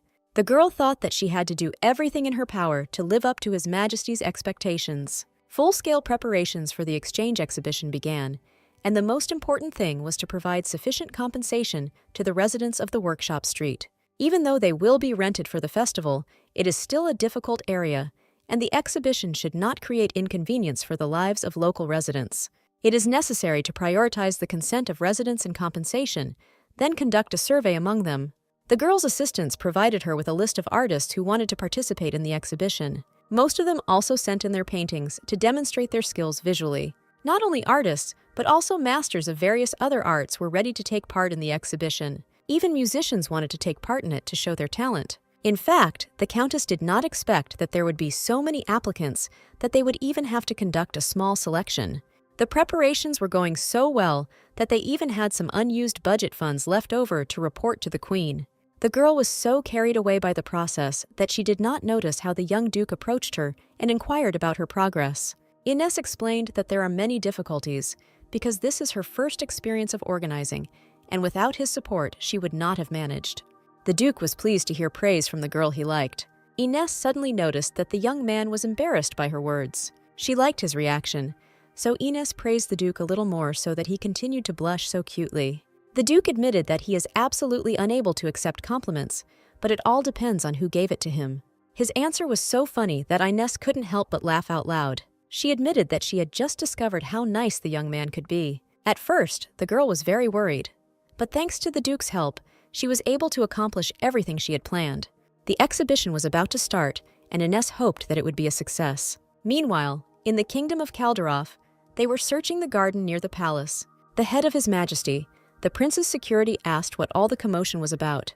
The girl was shocked when she learned that the ship was ready to sail, but His Majesty the prince was nowhere to be seen. Their prince was famous for his strange behavior, so the girl joined the search for His Majesty. At this time, the young man Cedric himself did not want to go anywhere at all and climbed onto the roof so that no one would find him.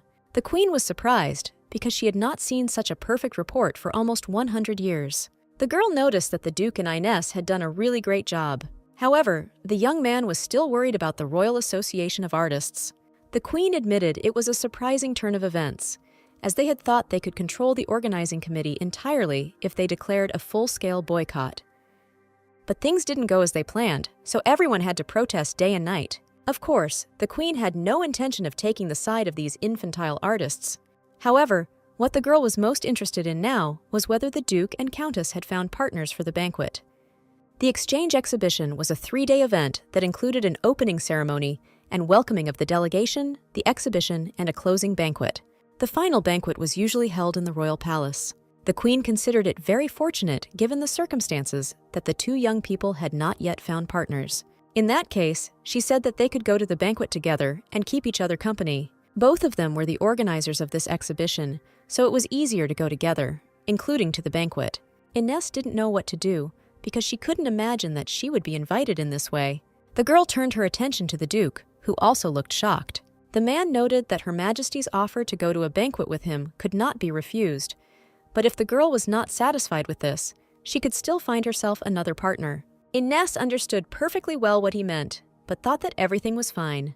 The girl remarked that she would be happy to go to the ball with the Duke as her partner. After all, it was the Queen herself who suggested this, so it is necessary for the success of the exchange exhibition to obey her orders. Even though the girl made this decision for the sake of success, the Duke noticed that he was still glad that we had agreed to go with him. Doubts tormented Ines's heart, because this was an offer from Queen Elena herself. However, the girl understood perfectly well that she used this as a reason to accept the offer to go with the Duke. At last, the Calderoff delegation arrived and disembarked. The Duke personally appeared at the pier to greet guests before the exhibition. Rumors reached him that this time His Majesty the Prince himself was supposed to appear in the delegation. However, the man looked around and realized that no one present looked like a prince. In fact, His Highness the Prince was captured and even put on a ship. But as soon as the ship arrived at the port, he immediately ran away and disappeared. Ines walked along the Street of Masters and checked the final preparations before the opening of the exhibition. She noticed a small crowd that had gathered near one of the tents. A man in a raincoat tried to bargain for a paint that dries completely in the light. The man did not know that the paint changed color after drying and returned it to the warehouse, saying that the pigment was very weak. The stranger in the cloak was impressed by this material and wanted to buy as much of it as possible. Ines noticed his enthusiasm and realized that he was a foreigner who had arrived with the delegation. She greeted him and admitted that she did not expect the delegation to immediately begin to inspect the venue. The stranger only now realized that he was in the place where the exhibition would be held. Ines admitted that in this race, they decided to change the organization of the exhibition and move the location. Judging by the foreigner's words, the girl realized that he was well-versed in art, so she hoped that he would like the event. However, the stranger noticed that the atmosphere on the street was not the same as at the exhibitions he had heard about before. The young people had a small conflict because Ines considered the organization elegant, but for the young man it was rather modest. By this time, the delegation had officially arrived at the royal palace, and the Duke and Queen came out to greet them. Helena was happy to be the organizer of an exhibition that promoted peaceful cooperation between their countries. The girl noted that everyone may have special expectations from this year's exhibition because the price will be very different from previous ones. After which, the girl suggested going to the apartments prepared for the delegation. The Duke at this time hardly listened to their conversations because he was absorbed in thoughts about the graphene. Meanwhile, Ines was arguing with a foreigner she accidentally met on the street. The girl didn't like the fact that the man called their art very boring. He noted that if you look at modern paintings, the outdated style of naturalistic painting is perceived as a relic of the past. However, Ines believed that the style of her country was attractive due to its elegance, conveyed by pastel shades, which are called classic. However, the foreigner was sure that painting required a combination of bright colors and intense brushstrokes, as in the art of his country. They had completely opposite views, so the young people clashed in their opinions. Ines suggested not to argue, because tomorrow on the Street of Masters, where the exhibition is being held, they will meet a huge number of artists. The foreigner admitted that he does not have time to see the sights. These words surprised the girl very much, because she was sure that the young man had come to the exhibition. Suddenly, the clock struck, and Ines realized that it was already quite late, and she still had not finished examining the exhibition site. So she apologized to the foreigner and ran away to finish her work. The prince was amazed by this country girl and believed that everyone in this country had problems with their heads. In fact, the prince remembered his recent conversation with his father when he told him that the young man was obliged to go to the exhibition. The king reported that the prince was living too comfortably in his own country. After Edward was crowned, the foundation of the neighboring country was significantly shaken. The young nobles wanted to see Anthony's younger brother, who currently had no claim to the throne, as king. However, at this time, the king needs to strengthen his power, because those who wanted to see Anthony as king could rise up in rebellion. The prince still didn't understand what this had to do with his urgent trip to the exhibition. Cedric's father asked him to go to a neighboring country, and under the guise of visiting an exhibition, take a closer look at the king. He needed to know whether King Edward was truly in control of his country, and whether Anthony was truly not interested in the throne. If there is even the slightest chance of internal conflict between the neighbors, it could reignite a century-old war with their own country. That is why the king sent his son on a mission to take a good look at his neighbors. Cedric is the most selfish of his children, but he is still a member of the royal family. Besides, the king knew very well that the young man had once been interested in painting and would be interested in this trip. The man advised the young man not to be distracted from his duties as a member of the royal family and not even think about being an artist. Cedric had long since passed that stage in his life and realized that it would truly be better for his future. The young man knew that the official exhibition would begin tomorrow and he would have to watch the king. Finally, Ines finished inspecting the masters and returned to the palace, barely making it in time for the meeting. The Duke noted that the delegation had arrived safely and was accommodated in their apartments. Ines remembered the foreigner she had seen recently and assumed that he was also from the delegation. The girl knew that his expressions were somewhat harsh, but he was genuinely interested in painting. The Countess was touched by the young man's words, so she wanted this exhibition to be the most interesting and exciting of all. By the end of the day, everything had returned to its place, and Ines was happily awaiting the imminent opening of the exhibition on exchange between neighboring countries. During the official opening of the exhibition, the king and queen came out to greet the arrivals to officially welcome them. Edward was glad that this year the exchange ceremony for the king took place and proposed a toast to prosperity and eternal growth. Cedric was so bored that he yawned, although this was a gross breach of etiquette. He also asked that no one call him by his full title, since for some time the young man wanted to keep his identity incognito. To do this, he asked to describe to him the atmosphere in the palace where the girl was yesterday. The knight reported that due to the upcoming ceremonies, some people's opinions were divided, and several people from the aristocracy had left the management group. Usually the king himself appoints this group, but because of the queen, someone undesirable was appointed. The prince was amazed that the indignation of these people was so great that they still did not carry out the royal decree. This meant that these high-ranking officials were not afraid of either the queen or the girl. After the toast was announced, the exhibition was officially considered open, and the delegation went to the village of craftsmen. It was there that the countess met the stranger again, and now officially introduced herself to him as the person in charge of the control group. The prince did not quite understand what this meant, so he asked for an explanation. He remembers that this is why the girl so fiercely defended the honor of her side's artistic style. Yesterday, Ines thought that the man was knowledgeable in the field of art, and she hoped that he would like today's visit.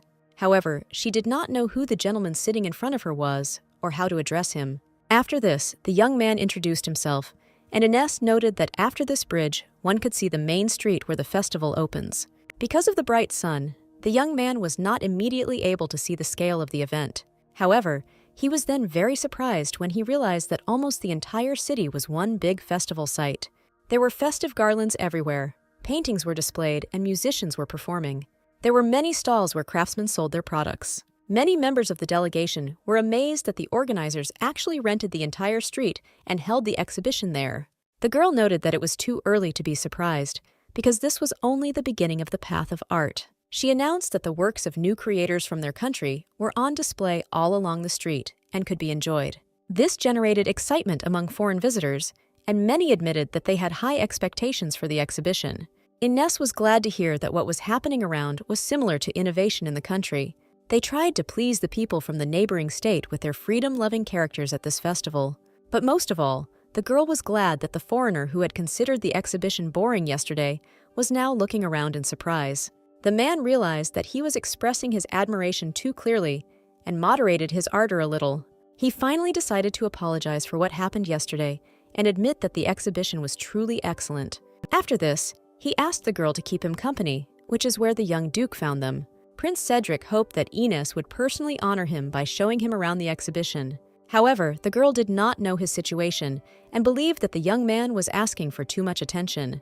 She noticed that Cedric avoided talking about the status that allowed him to behave outside of all norms, which revealed him to be an unusual person. The girl realized that he was a high-ranking person, so she wanted to agree to his request and play along. Just at this time, the Duke approached her to meet the arriving delegates. He said that a tour had already been prepared for other representatives, so the young people could take a walk with them. At this moment, the assistant informed Cedric that this was King Anthony's younger brother. Cedric couldn't believe her words, because this man didn't look like someone who was striving for power or wanted to stir up internal conflict. The king assumed that someone was planning to split into groups and distance themselves from the others. This is exactly what the prince needed to check, so he accepted the young man's offer to arrange a personal tour. He noted that he was happy to accept his offer and was looking forward to a walk around the city. Ines had a lot of worries, but now it seemed to her that everyone was enjoying themselves, so the girl was happy. However, she felt a strange atmosphere coming from the two young men who were walking right behind her. The girl tried to act casually and explain everything that they encountered along the way. At this time, the two princes moved away from them slightly and began their own conversations. Cedric heard that the queen had chosen her managers very carefully, who then began to boycott the exhibition for the king. The man admitted that something must have caused a lot of trouble and worry for the duke. However, the young man noticed that it was not as difficult as Cedric imagined. It was just that the countess was a very capable person. After some time, the tour approached the main square, the exhibition street. Ines explained that the place was designed so that artists could paint right on the square. The girl noticed that many of the paintings were already finished, and she wanted to join in. However, she understood that she was just a staff member and should not act as an artist. However, the Duke noted that it would be a great feeling for the state if the artist were better off in charge and would not fail to show himself in the best light. As a member of the king's family and the count's sponsor, he personally asked the girl to demonstrate her abilities in public. After this, Ines approached one of the walls and began to examine it carefully. She noticed that a man not far from her accidentally spilled a bucket of blue paint and stained the wall. The girl decided to take advantage of this opportunity and turn someone's mistake into a real work of art. Cedric watched what was happening from the sidelines and did not immediately realize that the Duke was addressing him personally. The man explained that sometimes you meet people who are so talented that you can't help but wonder how talented they really are. Once upon a time, as a child, he was told that he was better than his older brother in the art of fencing, and they considered this not very fair.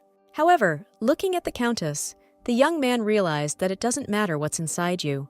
This girl was incredibly kind, talented, and gorgeous in every way. With her sincere creativity alone, she could attract the attention of anyone. Under her talented hand, what was once an ordinary puddle of blue paint turned into a real waterfall. Rumors had already spread among the crowd that a magnificent drawing had recently appeared on the wall, and everyone was eager to see it. The Countess's ex-husband Ryan heard about her drawing on the wall, and now he was not looking his best. Small children gathered around the girl and watched her work. Ines turned to the kids and asked if any of them wanted to try drawing like her. The children immediately took brushes and paints and wanted to add their drawings to her painting. Suddenly, one of the boys started crying and explained that he wanted to draw a butterfly, but he couldn't do it. Ines sat down next to the baby and looked at the drawing, adding that everything could be fixed. The girl noticed that the butterfly looked like a caterpillar, which needed a few details added to reveal its beauty. The girl helped the little boy turn his caterpillar into a real butterfly. After this, the little boy was delighted, and other children also ran up to the girl to help them with the drawing. Ines realized that these guys from the Street of Artists showed interest in art at such a young age. But not all of them will become artists, because ordinary people have financial problems even before they reach adulthood, and most of them cannot even get a proper education. The Countess realized that great talents were being wasted within these walls. On the last night of the exhibition, after the end of the street walk, a final banquet was to be held. Before the banquet began, the Queen wanted to tell everyone present about the people who organized this exhibition and illuminated it with their light. After this, the Duke and Countess, who were each other's partners, slowly entered the hall. The Queen gave a round of applause to these two people who had worked day and night for the festival. Ines felt her heart beat like the first time she was recognized at a big art exhibition. She realized that if it weren't for the Duke, the girl would never have experienced this feeling in her life. However, the man admitted that he felt awkward being mentioned together with the girl. The Duke explained that the exhibition was entirely the Countess's idea and that he had only helped her develop the idea. The King and Queen watched from the sidelines and announced that the brightest rising star of their country was Countess Ines. After this, everyone began to loudly applaud the girl, and only one figure stood behind the others and did nothing. It was Ryan, who was so annoyed that his ex-wife was getting the general approval. After the end of the official part, the Queen announced the beginning of the banquet itself, and many people wanted to express their admiration for the chief artist. The girl was embarrassed that she was receiving so much attention for the first time, so it made her a little nervous. However, she noticed that the Duke was also surrounded by a huge number of people and could not come to her aid. The girl decided to take a little rest and said that she would go away for a short while to tidy herself up. In fact, the Countess went out onto the balcony because she felt awkward from such a huge amount of attention. She didn't expect that there would be another person on the balcony besides her. Cedric admitted that in their country, all banquets were very boring, so he did not like spending time at them. The Countess had already heard these phrases from him, so she was not at all surprised by such behavior. However, Cedric admitted that it was a joke because he liked both the banquet and the exhibition itself. The young man asked if he could take a little time and talk to the girl alone. Cedric admitted that he would like to sincerely apologize to the girl. He had caused her a lot of inconvenience from the very beginning, although he himself had only bothered her for personal reasons. Ines was surprised that the young man thought intelligently and could communicate. The girl suggested that this personal reason was related to fine art. She explained that at their first meeting, the man showed the seller how to use the paints from his side correctly. Therefore, the girl thought that this topic was interesting to him and turned out to be right after listening to the young man's story. Ines heard that in the neighboring country, everyone was interested in art, but the young man's father valued the family business more. That is why the young man envied all the artists who freely expressed their talent in the desired place. Looking at the girl, he, dependent on his father, felt even more pitiful. The prince admitted that he envied the way the girl could be proud of herself. Ines decided to support him and explained that in reality she couldn't even imagine herself in such a field. The girl explained that in the past she was weak and dependent on her environment. The girl didn't even know what she wanted to do and lived only with the goal of appearing selfless for someone. However, after that life, the girl knew only those who left behind regrets. That is why now Ines no longer wanted to live and be someone's shadow. The girl asked the foreigner not to give up his favorite business because of his parents and not to live someone else's life for someone else. She thought it would be good if she had understood this in her past life and was able to change a lot. But now it could be said that something was wrong with her chances in her new life, and the girl was eager to find out what she was capable of. The young man listened to her carefully and for the first time thought about what he really wanted to do in his own life. After this, the young people said goodbye, and Ines went back to the event. The girl heard that during her absence the music had changed and that the ensemble was about to begin. The Duke approached the Countess and invited her to dance with him. He admitted that he was very worried when he realized that his partner had disappeared. However, he was serious when he offered himself to the girl as a dance partner. Ines happily agreed, because another cheerful composition had just started playing on the Street of Arts. The girl enjoyed the music and the breathtaking views of this exhibition, and she literally melted from the gaze of the man who looked at her so tenderly. After the dance ended, he praised the girl's skills and noted that she was truly a master in everything. Unfortunately, one of the servants distracted the young man, and he had to leave on important business. As soon as the man walked away, another young man approached the girl and asked her to stop dancing. The girl was not in the mood for dancing, but she became even more upset when she saw her interlocutor. It was her ex-husband Ryan, who was disappointed that the girl now didn't even want to dance with him. Not long ago, a young man was beaten by his own older brother during an argument. Ryan didn't understand why his relative was so angry with him and resorted to physical violence. However, the brother was furious because the young man's ex-wife had pocketed absolutely all the money that was intended for their family. Because of this, the entire family could soon move to live on the street. The brother did not understand why the girl had changed so much and why she was giving all the gifts from her ex-husband to the maid. Ryan couldn't answer because he himself didn't understand what had happened. The older brother asked the boy to come to his senses because they could still solve everything. The man knew that an exhibition from the emperor was opening soon, and they were also sent an invitation. Therefore, the young man had to go to the exhibition and be sure to find his ex-wife there. The brother ordered them to beg for forgiveness even on their knees, if only the girl would agree, and they would not miss their last chance. That's why Ryan got himself together and went to the event. He heard that the girl contributed to this event. The young man admitted that he was glad that the girl would be able to demonstrate her skills at the festival. Ines listened to this nonsense and did not understand why this man suddenly stopped appropriating her talent and began to recognize the girl's skill. She knew there were too many prying eyes around, so she didn't want to raise her voice. However, at this point, Ryan asked about the gifts he had been sending the girl lately. At first, Ines couldn't even remember what they were talking about, but then a huge bear came to mind. People around started whispering that the ex-spouses were communicating with each other, and the girl even accepted a gift from her ex-husband. Ines realized that the young man had thought everything through, and now it could put her in an unfavorable light. However, this time the girl was ready and admitted that she had to give him something earlier, but had completely forgotten about it because of all the work. She asked the servant to bring the documents that she had left together for safekeeping recently. Ryan didn't understand what was being discussed, but he hoped that there was something important in the documents. The young man assumed that the girl was going to give his family some freedom. This immediately made him happy, and suggested that the girl had not changed a bit and still had not given up on him. The man was delighted because he did not follow her script, so the girl will try to get him back with some kind of show like a divorce suit. Just at that moment, the servant returned and brought documents from the storage room on a tray. However, it was a letter from an orphanage thanking them for their generous donations. The shelter expressed special gratitude to the Gott family for their donations and promised that their funds would go towards caring for the children. Ryan didn't understand where the shelter got the donation from and why it was thanking his family for it. Ines admitted that all the gifts that men had sent her recently, she gave to the maid, but soon even they did not need them. Therefore, the girl donated the entire amount of gifts given by the young man on behalf of his family to the shelter. She also publicly thanked the young man for participating with her in this useful endeavor. Ryan didn't understand what was going on because the girl had initially accepted all the gifts. However, Ines put him in his place and reminded him that they were not in a close relationship to give each other gifts. After this, the girl apologized and was going to leave her ex-husband. However, the young man became furious and grabbed the girl by the hand, forcing her to stop. He was furious and shouted that he had already apologized enough times to deserve the girl's forgiveness. The young man promised that this time he would definitely become a decent husband and was sure that the girl did not really want a divorce. At that moment, Ines realized that her ex-husband completely refused to believe what had happened. So she no longer spared his feelings and admitted that she was very disgusted to be his wife. She asked him to stop talking nonsense about a reunion and hoped that they would never see each other again.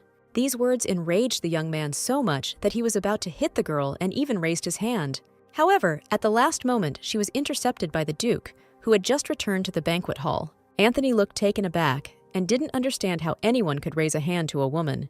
The Duke grabbed Ryan's wrist so hard that the young man tried to break free. However, Anthony did not understand why he should let go of the young man who had just tried to hit the Countess. The Duke noted that the Count had not valued his wife from the start, and so he was not going to listen to his opinion. Ryan wasn't about to leave the event in disgrace, so he pulled his hand away and noticed that he had received an official invitation to the event. However, the Duke noted that he did not remember inviting rude people who planned to resort to violence. Ryan looked around and saw that all the guests' eyes were on them. People were only discussing the fact that the young man almost hit the girl, and it was not for nothing that she left him. The man was sincerely convinced that no one should care how he treated his own wife. Ryan rushed back to the Countess and fell to his knees in front of her, trying to beg for forgiveness. He recalled that he once proposed to a girl at a similar event and promised that this time he would definitely be able to make her happy. However, Ines reminded that now they are nothing to each other and he doesn't want to see him anymore. The girl noted that if the guy doesn't want his already lost status to be trampled into the ground, he'd better leave. After this, the young man was grabbed by terrible hands and thrown out of the event. They reported that the emperor had promised to deal with the young man in the future, after which he would slam the door right in his face. All everyone was talking about was how horrible the girl's ex-husband was, and how hard it was for her to be with him. Some men suggested that it was the girl's fault in the first place.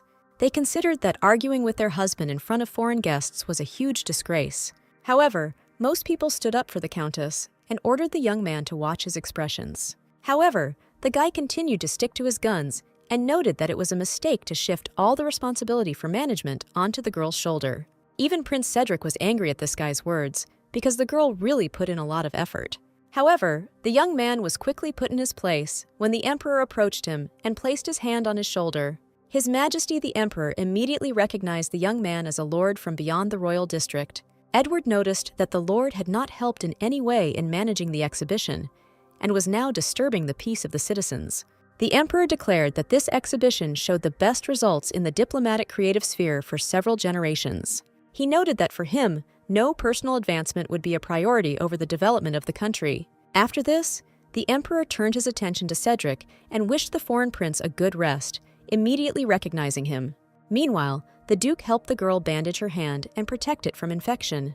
Ines was worried that she was causing a lot of noise in front of foreign guests. However, the Duke noted that it would be better for the girl to worry about her own health. Ines remembered that a similar situation had happened last time, and the young man had helped her again.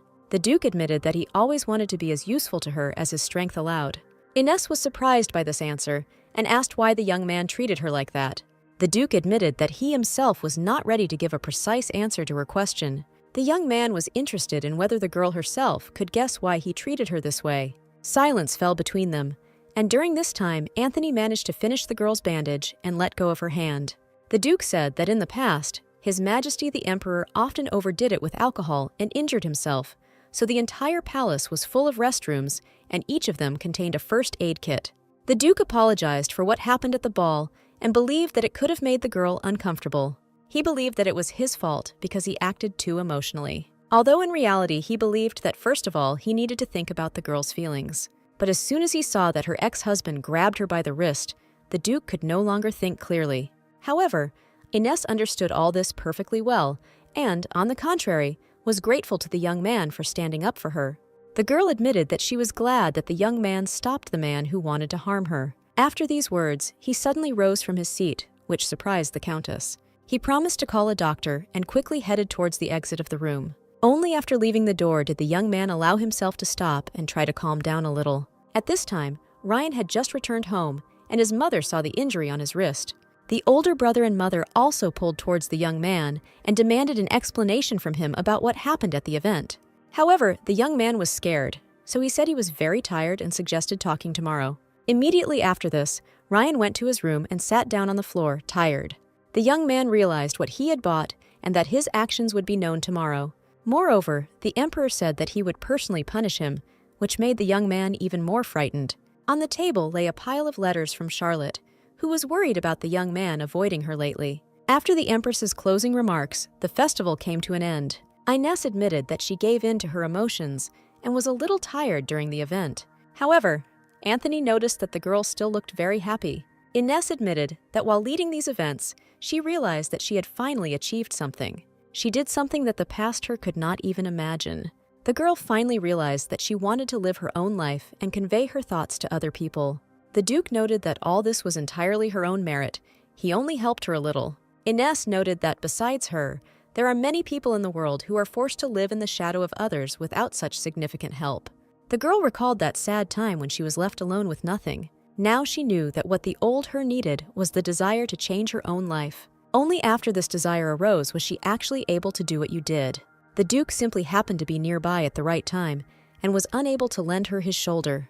The girl was so tired that she fell asleep in the carriage on the young man's shoulder while they were heading home. After waking up, Ines apologized to Anthony for taking advantage of his kindness. She promised that she would return the young man's jacket after washing it in even better condition. After this, the Duke left, and Ines decided to give the maid's jacket and order her to put it in order. However, suddenly the girl wanted to put it on herself and went to the mirror to look at her reflection. For some reason, she really liked these clothes, and she couldn't stop inhaling the scent of Hirza. Ines was perfectly aware of her feelings, but she could no longer resist them. Soon the day of departure of the foreign representatives arrived, and everyone gathered at the pier, and people thanked each other for the wonderful festival they had held together. Foreigners even admitted that they were sorry to leave this place and were looking forward to the next event. Cedric, who was dressed in a festive white suit, also came to address everyone. Ines hoped that the young man had a good time at this festival. The prince admitted that the girl's advice really helped him understand himself and even kissed her hand as a sign of gratitude. Finally, the young man promised that next time he would personally invite the girl to the palace of his kingdom. At first, Ines did not attach any importance to his words. Then she noticed that he was going to invite her to the palace. The festival soon ended, after which sales of scientific masters increased significantly. The flow of buyers from other countries was endless, and now this street has become a tourist spot. And the main role at this exhibition was taken by Countess Ines, who successfully completed the celebration. In fact, the ladies were worried about whether their friend would be able to win the divorce suit. They admitted that it was difficult there, because it is not easy for women to win a court case during a divorce. However, Ines found her place and is now actively involved in public life. The girls heard rumors that the emperor wanted to thank the girl for such a successful organization of the festival. As a token of his gratitude, he wishes to induct the countess into the Royal Art Association. The girls understood that this was a great honor for the artist, and now Ines is an official member of this association. However, there were also rumors that the decision was delayed due to dissatisfaction among the current representatives of the association. Ines was confident that the festival was a success, and the younger generation was pleased. The girl thought that there was no need to worry about the Royal Art Association, but this was unexpected. Mary noted that even if her mistress was not included in the association, her abilities would not go anywhere, and everyone knew about it. However, Ines knew that the association had enormous influence throughout the country, and it was impossible to be an artist without their permission. The girl wanted to organize her exhibition. Having received their official consent, she was already thinking about what she wanted to create in this world as an artist. After this good exhibition ended, Ines wanted to immediately find a place to open her own. However, the girl understood that she still had a very long way to go. Suddenly, the senior maid burst into her mistress's office and brought urgent news from the royal palace itself. At that time, Ines did not even suspect that the question of her personal exhibition would be asked in such a way. Some men were against the inclusion of the countess in the association, since before that there had not been a single woman in it. They believed that, whatever her merits, this emperor was devaluing the history of the tradition of their association. The young man did not want any conflicts, so he noticed that they could not start with small compromises. However, the men were unhappy that the emperor had already expressed his desire for the girl to join the association. At this point, the emperor reminded them that they were crossing the line by speaking to him in such a tone. After this, the members of the association became somewhat quiet and apologized to His Highness. The emperor admitted that he had gotten carried away, even when it was not on the topic of discussion, so he decided to move on to the next question. After the meeting ended, he was very exhausted and did not know whether he should continue this struggle. The young man looked at the wall where hung a portrait of his father, on whom he had once relied today. The emperor knew that people were coming from other countries to find out the situation there, but he himself could not force his subjects to even follow his demands. The Duke and Countess met again at the palace when they both received an invitation from the Queen. The girl was unexpectedly glad to see her good friend, whom they had not seen since the end of the exhibition. The Duke noticed that the girl was smiling all this time and looked very happy. Ines tried to mentally force herself to calm down because she couldn't show her feelings, even if she admitted them. The girl knew that if something went wrong, she risked ruining their good relationship. The young people entered the winter garden, where the queen was already waiting for them. The woman apologized for what happened because she really wanted the girl to join the association. Ines assured her that everything was fine and that she understood everything. The queen decided to immediately announce that she had called the Duke and Countess to her because a letter had arrived from Calderov. The neighboring country wanted to officially invite these two in case of a successful exhibition. There were rumors that neighboring states wanted to hear how the girl had achieved such new success. At the same time, they invited her to open her first personal festival, which had never happened before. Ines was incredibly happy with this opportunity and happily agreed to participate in this event. However, the girl still remembered the reaction of the member of the Artists' Association to the fact that she wanted to hold her exhibition here. Therefore, for a long time, she doubted that she could really go to the neighboring kingdom. She admitted that she thought the association might protest strongly if she made noise in the art world again. However, the Duke did not even let her finish and noted that one should not pay attention to such conservative people. He reminded that the members of the association are only jealous of the girl's talent and that she should do whatever her heart desires. The queen watched the interaction between the two and was confident that the final decisions had been made. After this, she considered that their tea party was over and sent the young people to do their business. The Duke was informed that his elder brother was looking for him and summoning him. Anthony didn't like the fact that the emperor was constantly summoning him without warning for all sorts of trivial matters. His Majesty admitted that this would be an unexpected request, but this conversation concerns an upcoming event in a neighboring state. The emperor himself was not pleased to talk about this, but he asked whether the young man really wanted to take part in it. The Duke himself understood perfectly well that in the cultural world of their country, everyone was strongly against the Countess. The young man understood that the association was uneasy about this and that they had been actively protesting lately. The girl won the case, being a woman, and also achieved the success of the exhibition without the help of famous artists. The members of the association felt that this was a serious threat to their reputation and merits. However, the Duke did not understand how this was connected with his refusal to participate in the future exhibition. Then the emperor admitted that there were many rumors about the Duke and Countess, about how she was able to become active because of his help. The emperor himself understood that this was complete nonsense, and that his wife did not approach her work casually, but everything indicated that this time it would be better for him to refuse the offer. Hold on, he noted that he doesn't care what other people might think. However, this worried the emperor, because he was not sure that the rumors would not affect his reputation. The Duke noted that the Countess was more important to him than his reputation, and he did not want to limit her abilities. The emperor could find no other reason why the young man could behave like that, so he asked directly if there was another reason why the Derg was helping the girl. He explained that he had better stop if the reason for his brother's concern for her was just an early interest. The emperor was grateful to the girl because he had not seen his younger brother glow while doing something for a long time. But he didn't want to suffer again because of this girl and closed himself off. The emperor was afraid that his brother would again become withdrawn and show indifference to everything. He wanted to prevent this at all costs because he loved his brother. However, the Duke surprised him and told him that he would indeed follow the girl and his own greed. He admitted that he had indeed been a victim of his own desires and interests until recently. However, this time everything is completely different from how it usually is. The Duke admitted that he wanted to see with his own eyes how the girl's talent develops, even if it was selfish on his part.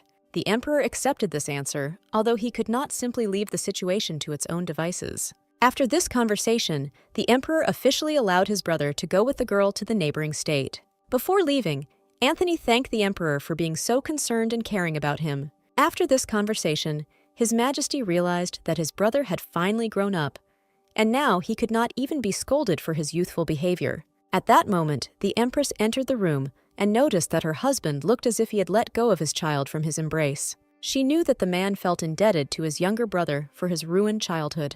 However, the girl reminded that the emperor could not live for so long with this feeling inside. The young people decided that if the Duke had made his choice, if he was sure that it would be right, all they could do was trust him and gently guide him. On this, the spouses agreed and understood each other completely. The emperor knew that all the men in their family could not resist the girls they liked, but at least he married his own. The servant informed her that the girl's carriage would soon arrive, and she only needed to wait a little. Inez was still near the royal palace and saw a group of members of the art association walking nearby. The men were unhappy that commoners were given the opportunity to join the exhibition. The girl heard that the members of the association thought that she had chosen too low a way to approach art. Moreover, this time there were many artists presented who live on the streets and barely make ends meet. The men thought that these people were very arrogant and did not understand where the art scene in their country was heading. Inez forced herself to be patient because there was no point in starting a showdown right here. The girl knew that if she got involved with them, something would happen and it would affect the Duke. However, suddenly she heard Anthony's voice, who loudly addressed the members of the art association. The young man was not going to remain silent and asked how men assessed this arrogance. He noticed that after this question, all the men suddenly fell silent, although before that they had said something shameful about the girl. The men noticed that the Duke himself could not help but see problems in her behavior. As an artist in their country, they need to honor and respect the traditions of the Royal Art Association. However, the girl behaved very brazenly during the exhibition and violated these principles. Everyone was unhappy because she didn't even make an effort to enter their world of art and get used to it. Inez stood around the corner and heard every word that was said in her direction. The girl was out of breath and understood that no matter what she did, these men would again misunderstand and start laughing at her. However, the Duke noted that they could simply leave the girl alone and let her get used to the situation. He reminded her that everyone praises her to her face, but behind her back, they only say mean things about the exhibition, and after that, no one will want to join his association. Moreover, the man recalled that Her Majesty the Empress entrusted the organization to 2 people, and in addition to Inez, he himself also participated in this. Therefore, speaking badly about this festival was an insult not only to the countesses, but also to the Duke himself. And he belonged to the royal family, so no one wanted to get into trouble. Moreover, the Duke admitted that it was he who recommended the girl for this position. That is why he considered it especially hypocritical that all these shameful things were said in relation to the girl. But no one dares to say a single bad word in his direction. The young man noticed that the Arts Association received a salary from the state. He thought that only the best of the best were included there, but despite such a low act as talking about someone behind their back, he got the impression that all the expectations placed on them were destroyed. The Duke admitted that he was very disappointed with the members of the Arts Association, and then left. The young men merely looked at him in the light, and understood that their authority could be seriously damaged if they did not take action against the Countess. They had no choice but to turn to the Marquis for help. The Duke walked forward a little, and saw that the whole time the Countess had been standing around the corner and had heard the entire conversation. The girl looked very embarrassed, and the guy realized that she had been present from the very beginning.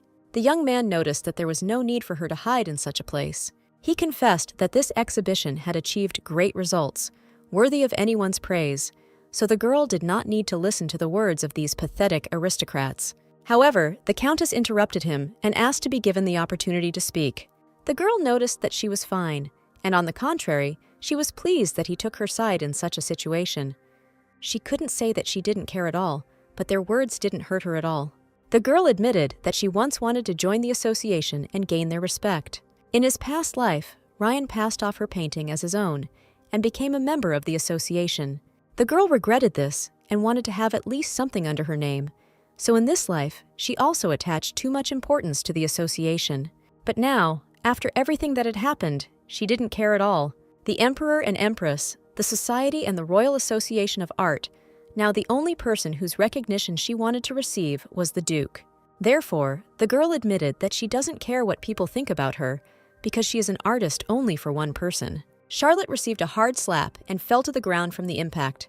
Ryan's mother called the girl shameless and noted that in such a situation, their family would not have money for some adulterer.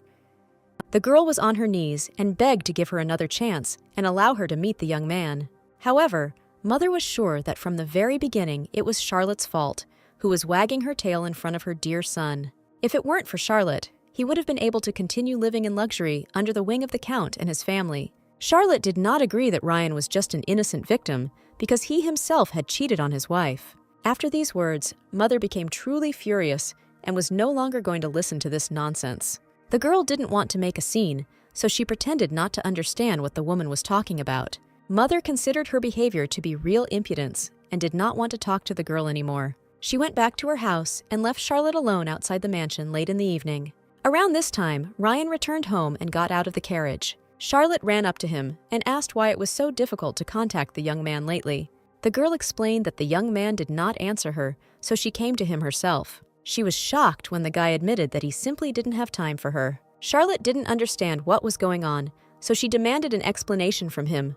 The former count decided to admit honestly that his head was spinning from worrying about how to get his ex-wife back. He admitted that Charlotte was only getting in his way in this matter and suggested that they stop dating. After his words, Charlotte was literally broken, but she didn't count on this. The girl was furious because of the past, she had lost all influence in high society, and now no one wanted to marry her. Charlotte was sincerely convinced that it was because she had been slandered.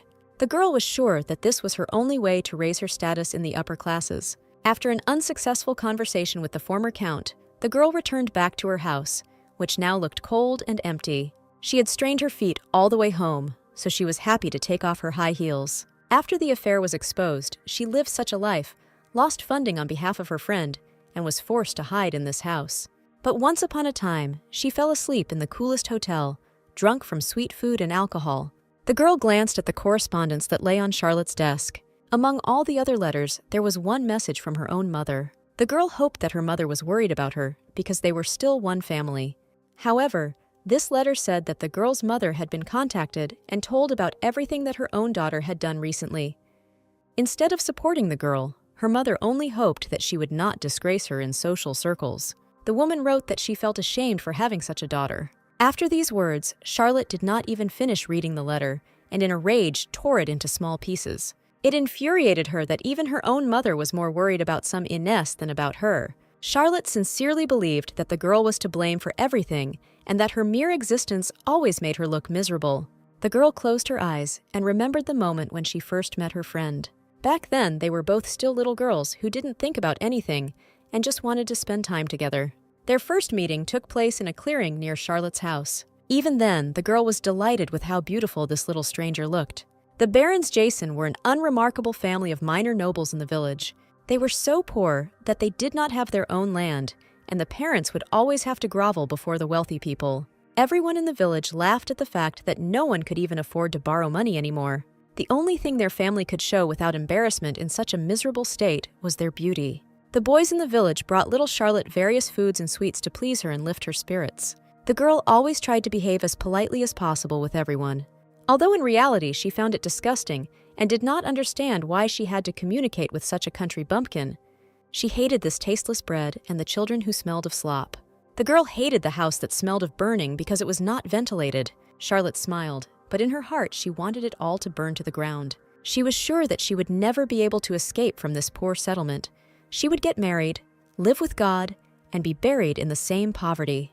This was until she accidentally saw an incredibly beautiful little girl on the edge of the forest. It was Ines, who saw her peer and ran to meet her. Charlotte immediately decided to take advantage of the situation and happily made friends with this rich aristocrat. The counts came to the village during the summer holidays, and their daughter Ines was like a porcelain doll. Even Charlotte's appearance, which she considered the most beautiful in the area, could not compare with hers. The girl's parents were the only ones who still treated Charlotte according to her official status. They were glad that Ines had found herself a friend, although in reality Charlotte only communicated with her for the sake of gifts. The girl watched her friend's parents and saw that they had very kind and affectionate relationships in the family.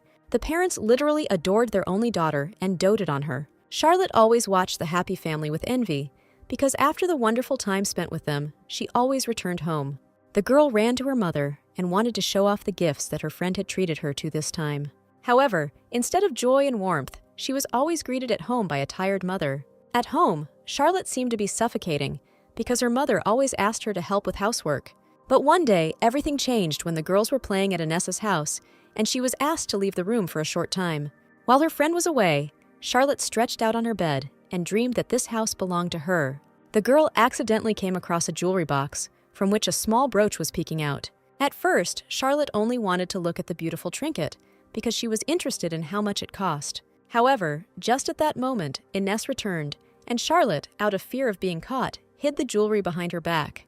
Ines didn't notice anything and only suggested that her friend play and put together puzzles. That day, Charlotte did not dare to return the jewelry to its place because she was afraid that she would be discovered and misunderstood. The girl was confused and accidentally took this brooch with her, and now she didn't know what to do. She put it on so that no one would know if she returned it tomorrow. However, during dinner, the girl's father noticed that the little girl was holding an unusual object in her hands. The man asked where the girl got such a precious brooch. Without understanding the situation, he immediately assumed that the girl had stolen it. Charlotte tried to explain that her friend had given her the jewelry as a thank you for her friendship. However, the father noted that he did not believe her excuses for a second. That same evening, the man and the girl went to Inessa's house and asked for forgiveness for their misconduct towards their daughter. The father was on his knees and apologizing because he thought he could have raised his girl well, but she did such a simple thing. Charlotte didn't understand why no one believed her and tried to convince everyone that she hadn't stolen anything. Ines decided to stand up for her friend and said that she really did give this brooch to Charlotte. The baby's parents, although they did not want to interfere with who she communicated with, being busy with household chores, wanted to give her the most correct upbringing and thus expressed their love. However, after just one phrase from Ines, they believed her and thanked her for such a generous gift. In just an instant, a feeling of inferiority arose, directed at Ines. Soon the summer ended, and the girl's family returned to their hometown. But Inessa still continued to write to her friend for a long time, and on one of those days it became known that her parents had passed away. Charlotte went to the capital and arrived at the count's house where Ines lived. She was dressed in mourning and said that she had come at the invitation of her friend. Ines was horrified that she lost both parents at the same time at such an early age. The girl apologized to her friend and admitted that she did not know who else she could turn to for help. However, Charlotte didn't listen to her. She just looked at the high-class furniture around her. The girl noticed the neat servants who were standing nearby and waiting for instructions. This was the very aristocratic life of dreams, after which Charlotte promised that she would stay close to her friend, and this finally gave her a chance. Inessa was in a very unstable state after the loss of her family, so Charlotte stayed in their house and consoled her friend who was left alone with all her heart. Girl with a large bouquet of gorgeous red large summer roses. They were roses she had bought, thinking she could cheer her friend up with some seasonal flowers, and offered to replace the dull lilies. Mary tried to object and noted that her family loved lilies very much, and the time for honoring the dead had not yet passed. However, Ines appreciated her friend's efforts and suggested that they actually replace the flowers to lift her spirits. Charlotte was pleased that the girl was increasingly listening to her opinion and distancing herself from the others. As if by the way, the girl noticed that the ladies in the city were already running around the shops to prepare for the ball. Charlotte said that they look happy, because in her home village you would never even dream of seeing something like this. Ines also suggested to her friend that they go out into the city and go shopping to lift their spirits. The girl even promised that she would take care of all the expenses if she wanted her friend's first ball to be a wonderful memory. Charlotte smiled, finding it funny that her friend cared about her even in this torment. So many high-ranking officials bowed their heads before her because she was with her friend, and yet she did not feel the need for money. There were also people who interfered with her happiness, for example, her friend's fiancé. Charlotte lived through the times when young people had just met and had not yet gotten engaged. Even then, the girl noticed that the young man looked like a common simpleton. However, she thought that if her friend married him, she would have the same happy family as her parents. Rich, carefree, perfect and beautiful parents, which Charlotte did not have. At that moment, memories of the past came flooding back to the girl, and she became angry. Charlotte allegedly accidentally interrupted the young people's conversation and hoped that Ines would introduce them. The girl knew what impression she made on young men, so she gladly took advantage of her beauty. Then everything went without problems, and the young man quickly fell in love with her. Officially, he was treated like Ines, but in reality, he had been having a behind-the-scenes relationship with her friend for a long time. Ryan confessed his love to the girl so much that he wanted to get rid of his boring wife as soon as possible. He turned out to be as simple as Charlotte thought. She was waiting for the day when she could take everything from her friend, using the rights of the head of the Ryan family. It was an absolute victory, or so she thought until recently. The morning newspaper reported that Countess Ines had received a royal invitation from a neighboring state. She read about the revolution her former friend had made in society with her talent. Charlotte felt that the world around her was too cruel to her and treated her unfairly. Suddenly, the girl came across a message that could help her take revenge on all her offenders. Mary was very worried about her mistress, who was going on such a long journey for the first time. Ines promised that she would be very careful. Besides, she was going to the royal castle, where they were supposed to take care of her. The Duke still remembered his brother's words about the many rumors that had been circulating lately about his relationship with the Countess. At one point, he even seriously considered abandoning the trip, but then changed his mind. Ines called the young man and noticed that they had almost arrived at their destination. She found it amazing that they had simply swum from place to place, but the scenery had changed so significantly. The Duke explained that they were further south, so the weather was calmer due to the close sea, and there was a wide variety of seafood. Ines noticed that the young man was well informed and assumed that he had been to this country before. The girl noticed that he decided not to go into details, but admitted that he had been here before. Anthony said the local king has several children, but Prince Cedric, the first heir, recently said he does not want to inherit the throne. No one knew the exact reason, but they said that the king was now uneasy about it. Therefore, guests will have to be careful and avoid certain topics in front of them. It was at this moment that Ines was finally able to match the name of the first prince and her acquaintance from the fair. Having arrived at the audience with the king, the girl was finally convinced that her friend Cedric was that very first prince. The girl knew that she would still have to meet this man. The king greeted the guests politely and admitted that he had heard a lot from the representatives about their successful exhibition. He heard especially a lot about the creative popularity of graphics, which spread to their region. He knew that the girl had made a great effort and fulfilled her duties, unlike one lazy guy who had completely forgotten about them. The king also heard that the girl wanted to open her own exhibition. He noted that he would not spare any resources if the girl decided to spend it in their kingdom. Ines thanked the king for the honor and accepted his offer. The king then turned to the Duke and remarked that the lady had influenced the decision to invite him too. The girl had good memories of their past, so the Duke promised to thank her for her help. After the audience with the king, the young people went into the city, where they encountered a huge crowd of people wanting to get the Countess's autograph. From what was happening around her, the girl guessed that her personal exhibition would be more successful than she had initially expected. After some time, all the parcels from her home arrived, and Ines gradually began to unpack them. The Duke noted that all these works of art were originally published under the name of her ex-husband. However, they were returned to the girl after the trial, and she could now present them as her own. The Duke was pleased to remember the very painting that had started his passion. The man was glad that his favorite painting of flowers would finally be exhibited under the name of a real artist. The young man promised to help unpack the remaining gifts and went to get the servants. Ines noticed that after the last exhibition, he had been helping her and still continued to do so. The girl realized that her debts to her young man were growing more and more. She felt like he saw her as more than just a sponsor, and she liked him. Ines even thought that if they both wanted it, they could become a real couple. However, the girl didn't know if they really needed to cross that line. She was afraid that because of this, people in the kingdom would start saying bad things about him. Besides, they may break up badly and their relationship will become the same as with her ex-husband. The girl didn't know whether she should listen to her heart or leave everything as it was. She was very deep in her thoughts and was scared when suddenly the prince appeared right in front of her face. The young man explained that he came to look because he thought the girl was very happy about the preparations for the exhibition. The prince helped the girl to her feet and suggested that she take a walk to get some fresh air. A young, handsome man stood half naked in front of the artists and posed for them. Ines was impressed because it was the first time she had seen such a huge studio. She heard that they had something similar in their country, but it was all the property of other people. The prince liked to tease the girl and remind her that their kingdom was indeed freer. Suddenly, Ines noticed a beautiful picture of a white dove soaring against the backdrop of a full moon. The girl noted that for the first time she was seeing the creativity of this country with her own eyes, and the picture seemed to overwhelm her with its passion. The prince looked very embarrassed when he heard the praise for this work. Ines guessed that he was the author of this painting.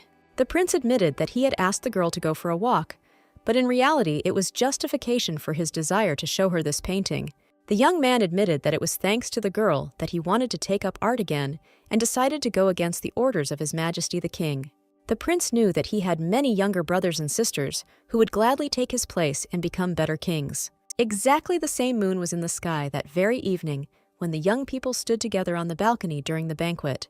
It was then that Ines admitted that she no longer wanted to live in someone's shadow and inspired the young man with her story. He remembered her words and was now sure that living his own life was much better. Ines thanked the young man for the walk, which was a breath of fresh air in the chaos of preparing for the exhibition. The prince thought that the girl was upset because their trip was not going well in a romantic way. He was very surprised when he found out that the girl and the Duke were not in a relationship.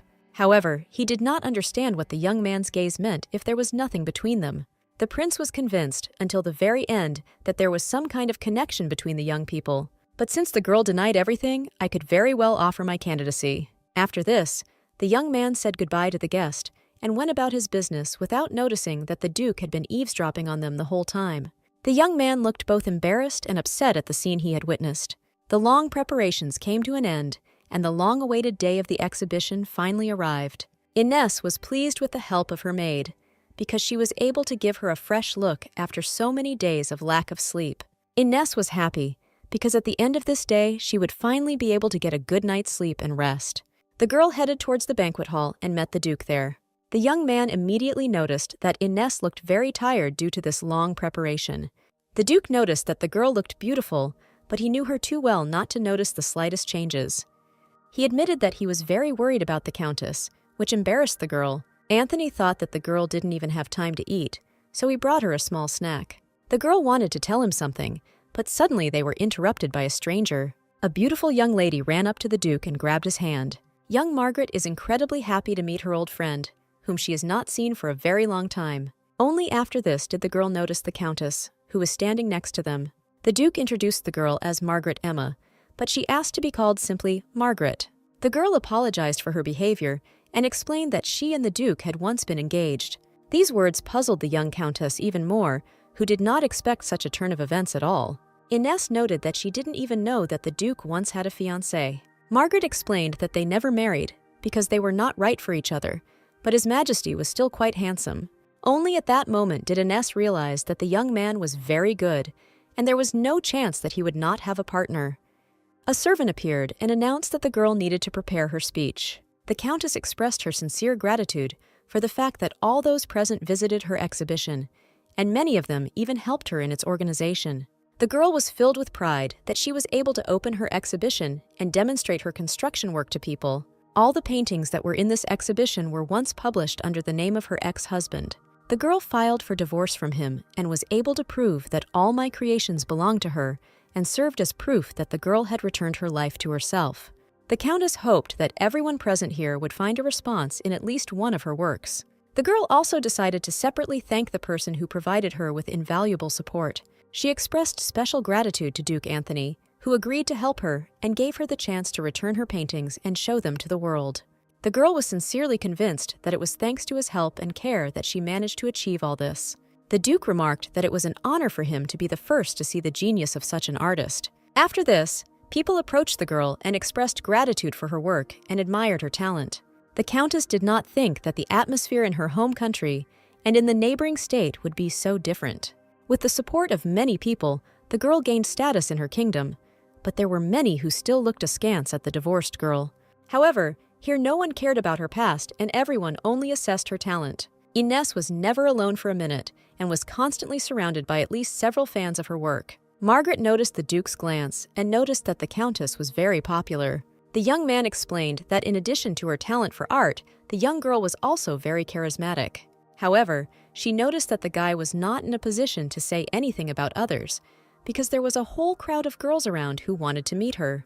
The young man apologized and noted that at the moment there was already a girl he liked. Margaret was inspired by his words, because finally there was a lady who could melt even his stone heart.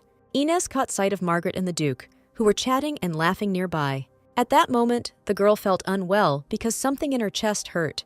The girl apologized to the other people and said that she had drunk a little too much and would like to go out for a while to rest.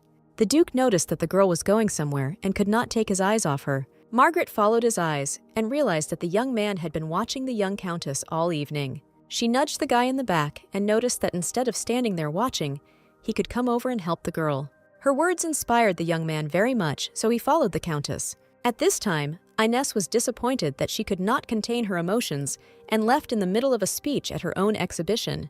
The girl was standing on the balcony when the door behind her opened and the Duke came out to her. He was worried about her, and Ines understood where she got such a strange feeling from. The girl noticed that earlier it was she who went out for the young man, but this time he himself came for her.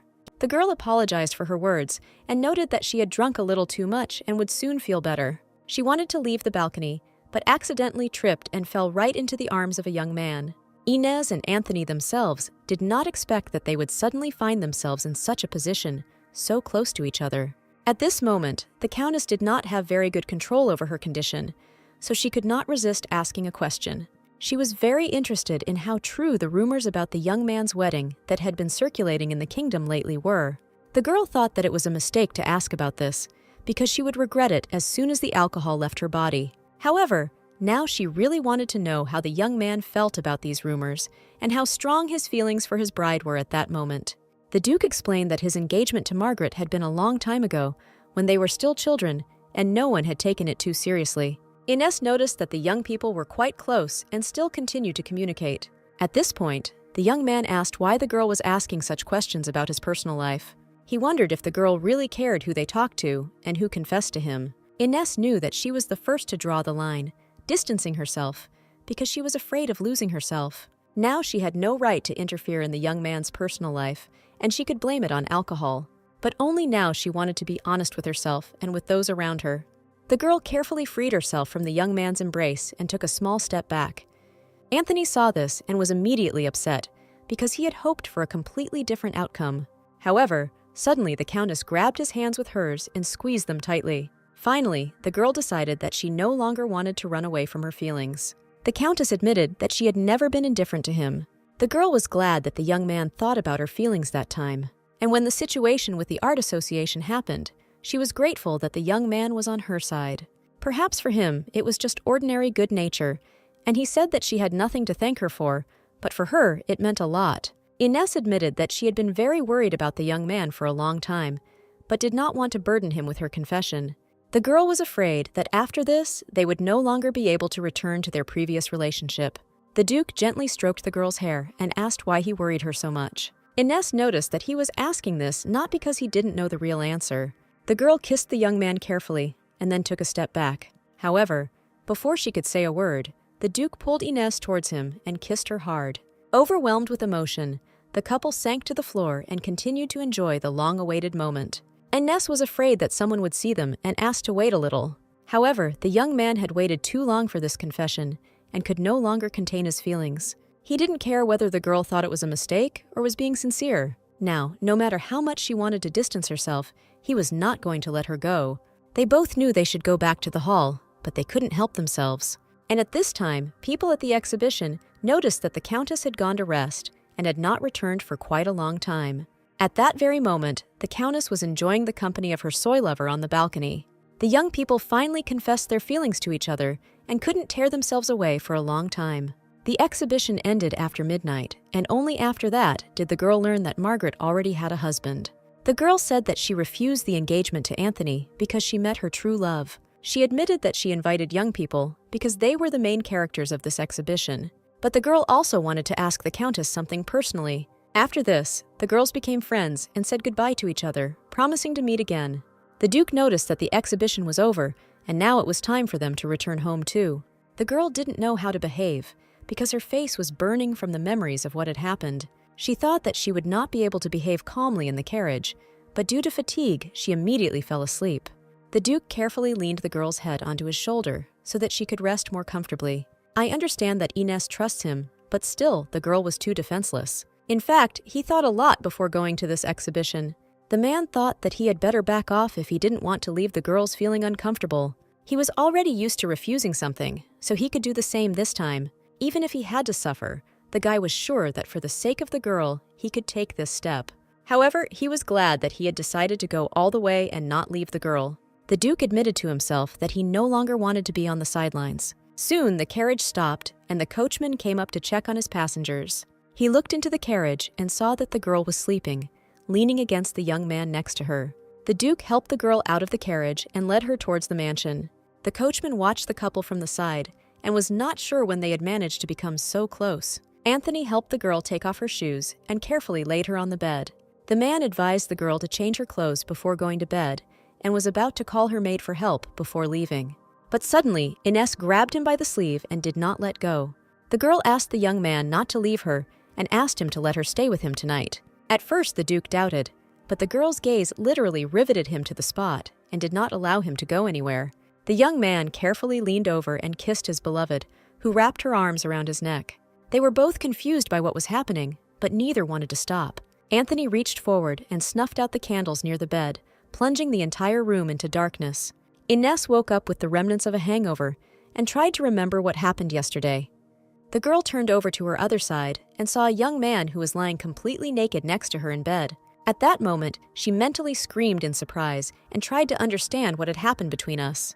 Gradually, the girl began to remember why the young man ended up in her bed in the first place. She remembered how yesterday she herself asked him to stay with her. Now the girl had sobered up and was ready to tear her hair out from how boldly she had behaved yesterday. Because of her movements, the young man began to wake up.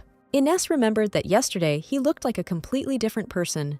The girl tried to push these thoughts away from herself as far as possible. The Duke was worried that his actions might prevent the girl from getting enough sleep. He was right, because the young man himself did not allow her to do this practically the entire night. Anthony apologized for this, although it was clear that he did not regret anything at all. In fact, the young man admitted that he was scared when he first opened his eyes. He thought that the girl might regret what happened, and because of this he was very worried.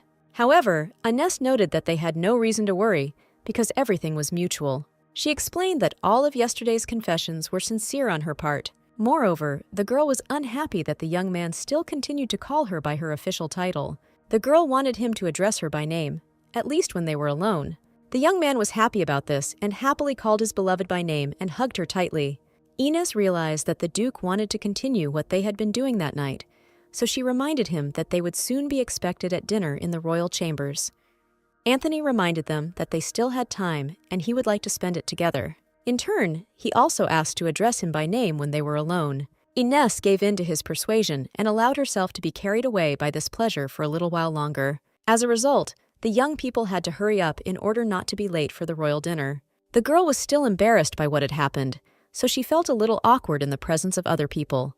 The king's aunt was present at this dinner and was glad to see everyone present in such a setting. She apologized that His Majesty could not be present today due to urgent state affairs, but promised to visit the guests before their departure. Margaret was already sitting at the table and waving cheerfully to her new friend. After this, the dinner was officially declared open, and the aunt remembered that the Duke was not yet married.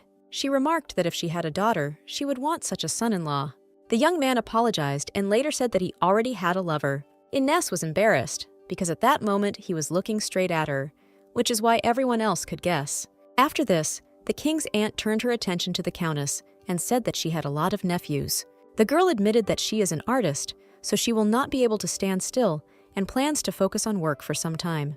Margaret noticed that the girl had quickly become a pillar of the arts in her native country, where women were not accepted. She admitted that she respects the girl and thinks it would be great if Alexandra could study with such a wonderful artist. Ines was shocked when she found out that Margaret already had a fairly grown-up daughter, Alexandra. The girl admitted that their country has a fairly free art scene and they have quite a few female specialists. However, the king's aunt noted that even they still did not have schools that accepted girls. Even Ines herself learned to paint pictures unofficially, simply by practicing on her own from home. The girl was able to learn this because her parents respected her ardor and cared about her, because all girls from the nobility get married when the time comes. Margaret was inspired by this conversation and asked permission to introduce the artist to her daughter after dinner. After eating, the young people changed their clothes a little and went to the beach. Ines noticed that the sea was very beautiful, and the beach belonged to Margaret's family. At that moment, little Alexandra, who looked very much like her parents, ran up to the girl. The little girl announced that the girl would be very surprised when she found out who she had brought to visit them. The girl pointed towards Ines and announced that this was the Countess of Briarton, whom she had so wanted to see. Alexandra was delighted with this meeting and asked the girl to leave an autograph on her book. It was a great honor for the little girl to meet her idol, whose work she had watched for a long time. The girl explained that she had recently started learning to draw and wanted the teacher to look at her work. The Countess was still unsure of her teaching abilities, but she agreed to it. The mother tried to stop the girl and noted that there was no point in bothering the guests. However, Ines herself was glad to help the girl and wanted to see her so happy. The girl realized that her parents were definitely not against her appearance and raised the girl well. After this, Alexandra took her teacher by the hand and promised that she would take her to her own workshop. There, the appeal spent several hours, demonstrating various techniques and methods of painting. The girl noticed that the little girl draws very beautifully and is quite talented for her age. Alexandra was glad to hear praise from her idol. The girls have some more tips on how she can improve her skills. The little girl explained that she was learning painting from her tutor, but she didn't have anyone else to ask for advice from, and she wanted to hear another opinion. At that moment, Ines remembered that the little girl couldn't go to the academy like all the other children, so it wasn't easy for her to find a person who appreciated her work. The Countess knew that the girl had a lot of talent and passion for painting. She wondered whether the girl would continue to draw or would soon abandon her hobby. The kids from the artist's street were the same, because they would not have been accepted into the academy. Since they were from ordinary families, they did not even have a chance to draw. After this, the girl suddenly thought about something and plunged deep into her thoughts. She spent the rest of the day helping the little girl work out various mistakes in her painting and improve it outside. In the evening, the Countess and the Duke went out to the beach again to take a walk before going to bed. The girl was again immersed in her thoughts and did not notice that the young man had been calling her by name for quite a long time. The Countess explained that she remembered a recent conversation with little Alexandra. She knew that the children did not have the opportunity to have a variety of experiences, either in their own country or in the freer Kaldorf. The academy only accepts boys from rich families. The girl is much younger, but it will be very sad that she is already facing such injustice. The Countess admitted that Alexandra reminds her of herself as a child. She found it strange that a girl from an ordinary family could not receive an education anywhere simply because of her birth. The girl was disappointed by this and believed that in this world it was worth giving up your business if you were born like that. Ines realized that she had been thinking too deeply and apologized to the young man for these strange thoughts. However, no one noticed that the girl he knew clearly still had something to say to this world. The Countess thought about this for a long time and finally came to some decision. She announced that she wanted to create a place where everyone could learn without discrimination. Ines said that she wants to create a school where both rich children and children from ordinary families could study. The girl finally realized that the art world in their country is very strange. People in it are not just trying for the sake of development. They are fixated on themselves personally. While some rule, those who truly want to learn art lose even the slightest chance of doing so. That is why the girl wanted to build a school where such gifted children would have a chance to recognize their talent and start studying. The Duke listened carefully to the girl and noted that this would be very difficult. Ines admitted that if this was said even by someone who always tried to support her in everything, then it would really be very much. Providing a woman with an opportunity for her children to receive an education that had been unavailable to them all this time would certainly have threatened to subject the girl to even more condemnation than she currently has. However, even despite this, Ines was still determined to do it. Although her return was the reason, before the girl became who she is, she was a different person. However, even in that life, many people helped her throughout her life. With their good intentions, she received a new life and was able to change it. If she is destined to help someone change their life, she will do it. The girl was determined to help those who needed her help the most. The young man looked at his beloved and could not take his eyes off her. Ines understood that this young man's gaze wished her the fulfillment of everything she believed in. The Duke noted that it would be very difficult, and there would be many things that the girl would not be able to do alone. So he noted that it would be nice if she had at least one companion in this difficult idea. Ines was grateful that the young man was ready to support her in everything. The Duke was ready to endure any inconvenience as long as he could be near his beloved. Soon, the personal exhibition ended ceremoniously. The young people decided to take a little walk before returning home. The boys changed into simple clothes and enjoyed the fact that in a foreign country, no one would recognize them at every step. Thanks to this, they could walk around the city without fear of unnecessary attention to their person. Here they could safely call each other by name and not be afraid that someone would spread rumors about them. In this city, they could walk and hold hands like any ordinary couple. The young people enjoyed their time together and explored the city's sights. Ines thought that it would suit the young man very well if she added flowers to his hair as decoration. Towards evening, musicians began to gather in a small square. One of the passers-by explained that dancing would soon begin, and such a beautiful couple should definitely move at least a little. She said that there is a legend that says that couples who dance on this day will stay together for the evening. The young people were embarrassed by her story, but still decided not to give up this pleasure. Anthony carefully grabbed the girl by the waist and twirled her around in a slow dance. The man admitted that even if someone found out about them and spread rumors, he would not care at all. After this, the young man turned to the girl and asked if he could kiss her right now.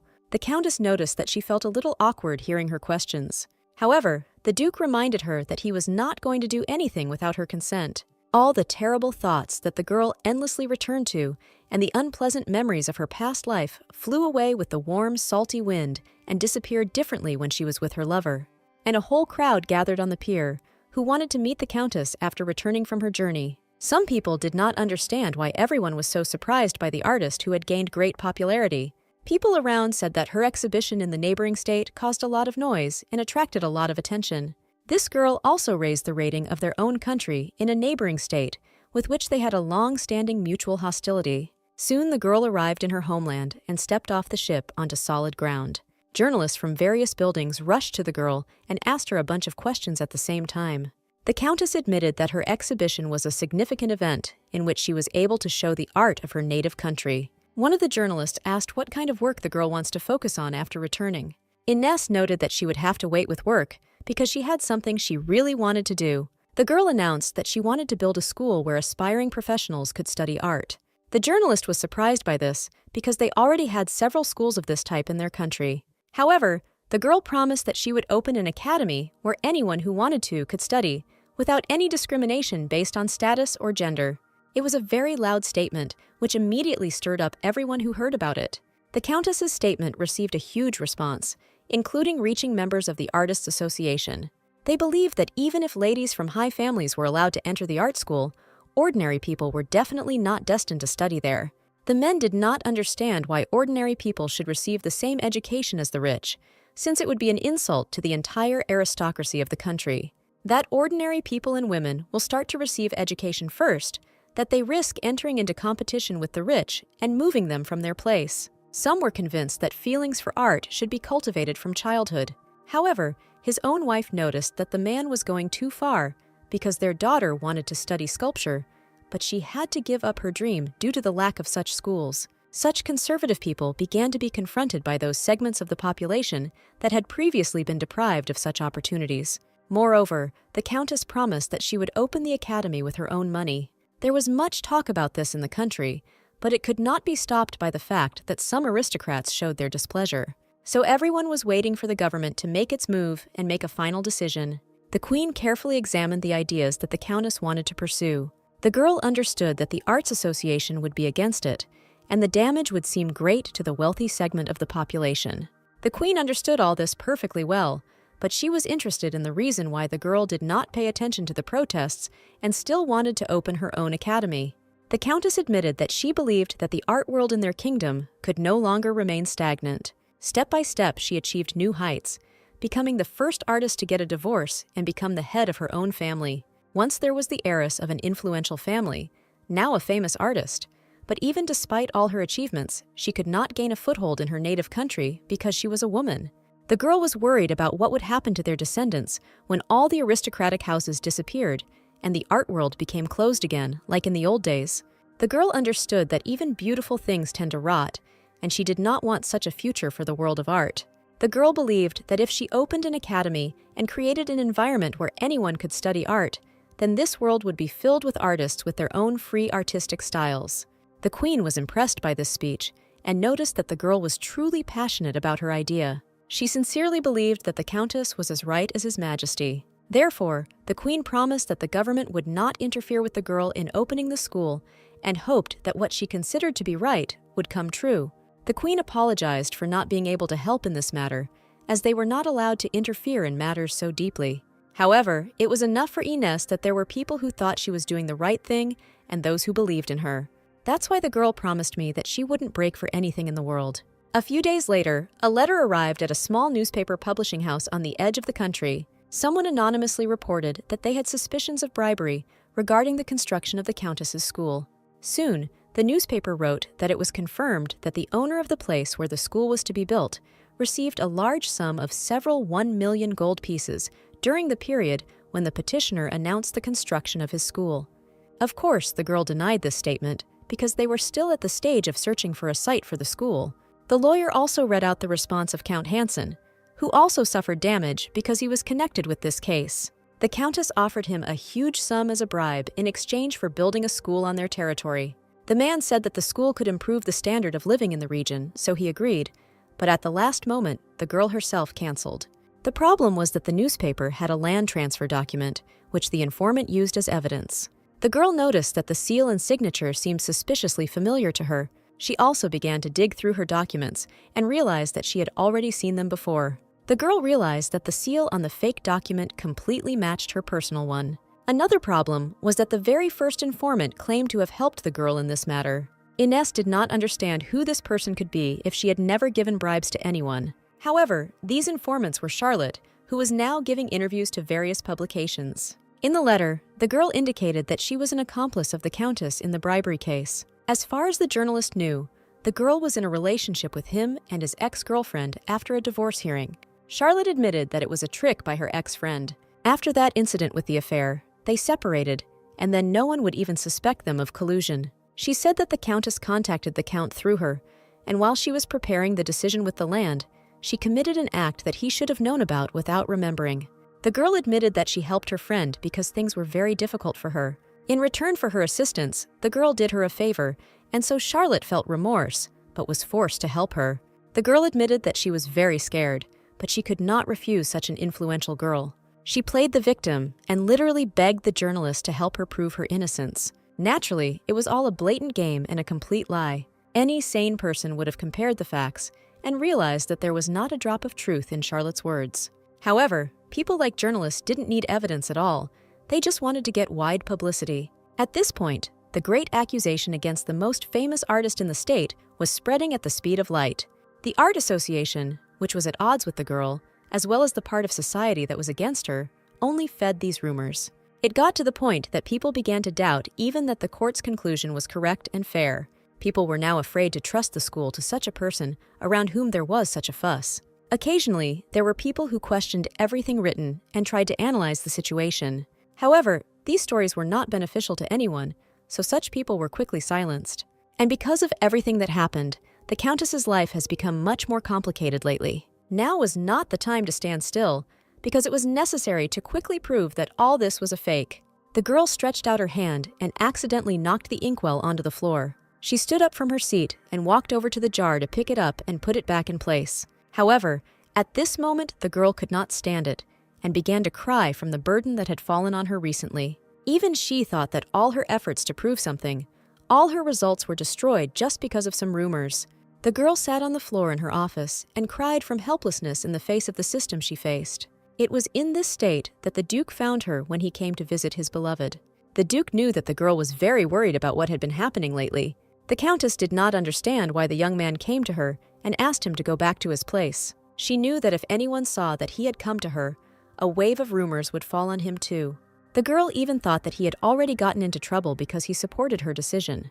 The girl began to worry even more about the fact that she had tarnished the Duke's status. However, the young man decided to defuse the situation and reminded that they had agreed to call each other by name when they were alone. Ines was pleased that the young man was still on her side. She apologized to the young man, because if it weren't for her, he wouldn't have encountered these rumors. The girl was sure that his life would have been much easier if he had not gotten involved with her in the first place. The young man carefully hugged the girl and tried to calm her down. He reminded that the girl had done nothing wrong and that what had happened was not her fault. Ines had long wanted someone to support her, so she finally gave vent to her feelings and was able to calm down. After some time, the girl felt better and returned to her normal state. The Duke suggested talking about something else to ease the atmosphere. He admitted that since childhood he kept his distance from almost everyone. Because there were people trying to set him and his brother against each other, the boy was worried before meeting strangers. It really wasn't very pleasant. He didn't approach first and didn't show true feelings, but then everything changed. One day, a beautiful countess burst into his life and offered him an unusual deal. Watching her, the young man realized that the girl was an amazing person. Her unquestioning confidence in her decisions inspired him. The girl opened up to this world and trusted the people who surrounded her along the way. The young man hoped that he could become like him if he tried hard enough. The Duke admitted that at one glance at the girl, his experiences, which had accompanied him all his life, disappeared. The young man added that he believes in the girl's confidence and is ready to support any of her choices. The young man knew that she would not break at this intermediate stage. His words gave the girl strength, and she thanked her lover for it. Ines noted that such a detailed forgery of a seal requires high-class copying skills. Charlotte didn't have such abilities, so she had to have a rich ally. The girl noticed that the most likely of all the exploded was Count Hansen, who accused her along with Charlotte. However, the girl heard that his financial situation was dire since he had lost his land in gambling. The girl tried to remember everyone who had the motivation to break her using her ex-girlfriend. This person must also have the financial strength to perfectly forge her seal and signature. The girl tried to think and noticed the clue to the solution that she had missed earlier. Charlotte opened the door and expected to see another newspaper reporter on her horse. However, she was surprised when, instead of him, a man she had known for a long time appeared on the breed. For the first time in a very long time, her ex-lover Ryan came to visit the girl. The girl was unhappy that the guy first dumped her and now showed up at her place in the middle of the night. She recalled that he himself said that everything was completely over between them. However, recently an article was published in the newspaper stating that Charlotte is a victim of the Countess's ex-husband. Of course, the man was unhappy with this article and came to talk about the fact that the girl was spreading false information.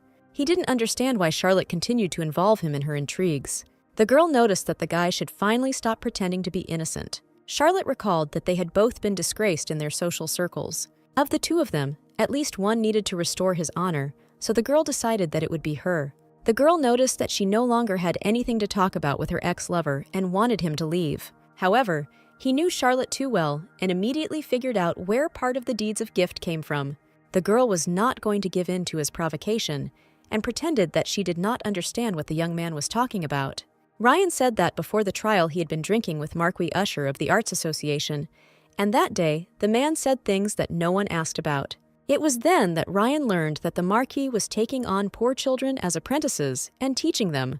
The whole point of these methods was to pay less taxes while demonstrating charity to others. Even then, the man noticed that he had become famous early as an artist, but he still really lacked the skill to be the head of the family.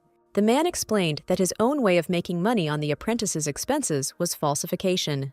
The apprentice is secretly tasked with forging contracts and seals for aristocrats, with the youngest of them in particular being able to forge documents thanks to their skill in detailed drawing. Ryan had almost forgotten that day, but after reading this article, he suddenly remembered it. He found it odd that an apprentice who specialized in detailed forgery drawings was under the supervision of a man who held a grudge against his ex-wife. Charlotte pretended not to understand what the young man was getting at. It was just his guess, but Ryan was sure that Charlotte was in cahoots with this man. The Marquis is a real propagandist who will come to the forefront to crush the girl, and Charlotte will help him from the shadows. The girl just laughed and tried to pretend that it was all one big nonsense. However, she was truly horrified when the young man suggested that he should convey his suspicions to his ex-wife. Charlotte realized that at that moment she had exposed herself and covered her mouth with her hands. The young man didn't know whether it was true or not, but from the girl's reaction, he guessed that he was right after all.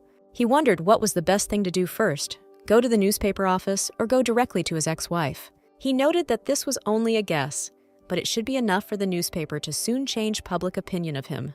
The young man demanded money, because Charlotte's partner clearly had a lot of money. The girl couldn't resist, went to her hiding place and took out a small bag from there. She threw this bag to her ex-lover and ordered him to take all the money. Ryan thanked the girl for quickly agreeing to his terms and promised that he would return soon. He noted that his silence would depend only on the girl's actions.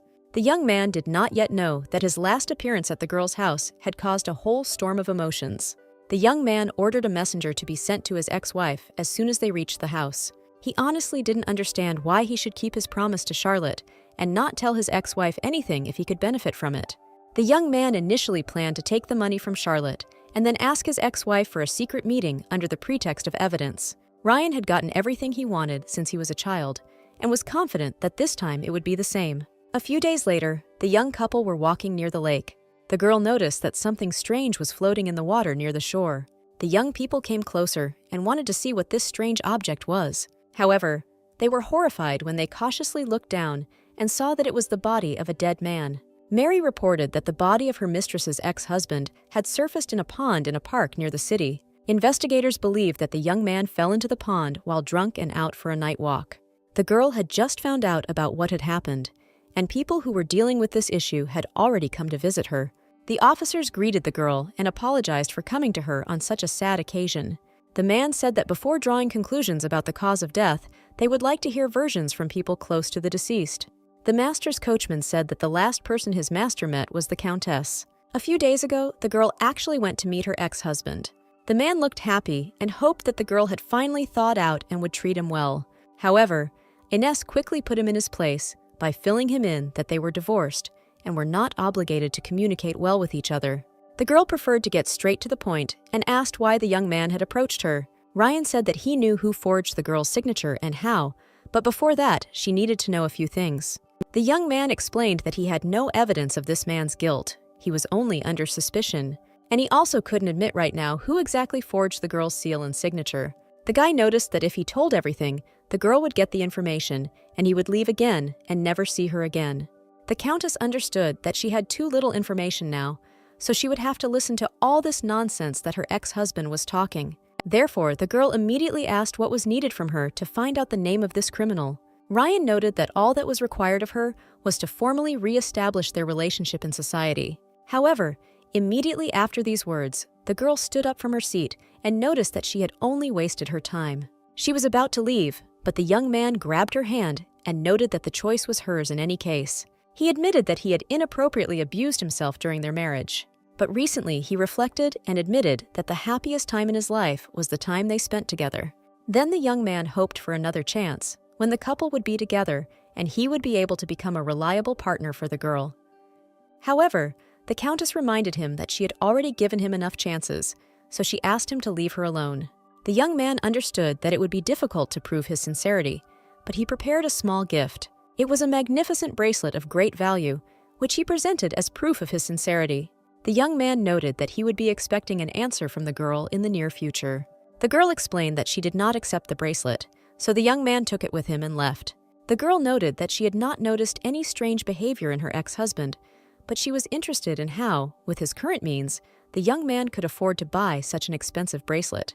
And at that moment, a commotion was heard outside the room, and the girl realized that someone was trying to break into the room. A moment later, the deceased's mother appeared on the scene, dressed in mourning clothes. The servants tried to stop this woman, but she was too strong for them. The woman did not understand why her former daughter-in-law was still alive and happy, while her beloved son had died. She announced that her son had spent all the money he had received from Charlotte to buy her a present, and the girl had accepted it and continued to insist that she knew nothing. Ines did not feel love for this woman, but even she felt sorry for her after what happened. However, the girl was surprised why and where Charlotte got the money for Ryan, and why they continued to communicate at all. At that moment, the puzzle in the girl's head came together, and she realized that her ex-girlfriend was involved in the young man's death. A few days later, Ryan's funeral took place near the city. The mother was inconsolable and stood calmly near her son's tombstone until she saw Charlotte. The girl dressed brightly and came uninvited to receive the memory of her deceased lover. Usually, a wedding is an event where, with God's blessing, two lovers swear eternal love. However, the girl was unlucky, and her husband constantly took out his anger on her and beat her for his own bad mood. These were times when submission and pleasing one's husband was considered natural. Even on those days when it seemed like you were going crazy, you had to obey and please. Back then, her only joy was spending time with her beloved son. Little Ryan had run away from his brother and was now hanging around the house doing nothing. The boy was very attached to his mother and remarked that he wanted to spend more time in the snow. Even then, the woman understood that her youngest son was the only reason she lived. The woman knew that she was ready to do anything for her son. And now, many years later, she has lost her son at such a young age. The eldest son tried to support his mother and noted that his brother would not be able to leave properly if they continued to pay him so much. Suddenly, right in the middle of the burial process, Charlotte entered the cemetery, dressed inappropriately. The mother was furious that the girl dared to come to this place without an invitation. However, Charlotte began to cry and swore her sincere love for the young man. She even fell on his tombstone, and many people began to sympathize with her, believing that the girl was truly grieving. However, the mother was furious and demanded that the girl be immediately removed from her son's grave. The guards obeyed and grabbed Charlotte by the arm, dragging her away. Mother was sure that there was a cruel smile on the girl's face at that moment, and not tears. Even then, doubts crept into her heart that her son could die in such a way. After the whole event, the girl returned to her home and tried to cool her eyes, which were sore after so many tears. Suddenly, a dear guest arrived at her house, who was the Marquis of Usher. The man didn't understand what I, a girl, was thinking when I went to the young man's funeral. He told her several times that he himself would go to the funeral, and the girl should sit quietly and not attract attention to herself. However, the girl could not sit at home, because she wanted to make sure that the young man's body was buried properly. She knew that there were many journalists among those who came, and they all saw her tears, which meant that all the newspapers would print about it tomorrow. The girl thought that this was a good deal, because in this way they would be able to escape the charge of murder. A few days ago, the Marquis came to meet the girl and froze at the shape of the room. Charlotte, as if nothing had happened, stood over the dead man and asked him to help her get rid of his body. The girl said that the young man pointed to them as the people behind the document forgery. Charlotte knew he had a quick tongue and couldn't be stopped with money alone, so she had no other choice. The Marquis was not the most honest man, but even he was shocked by what the girl had done.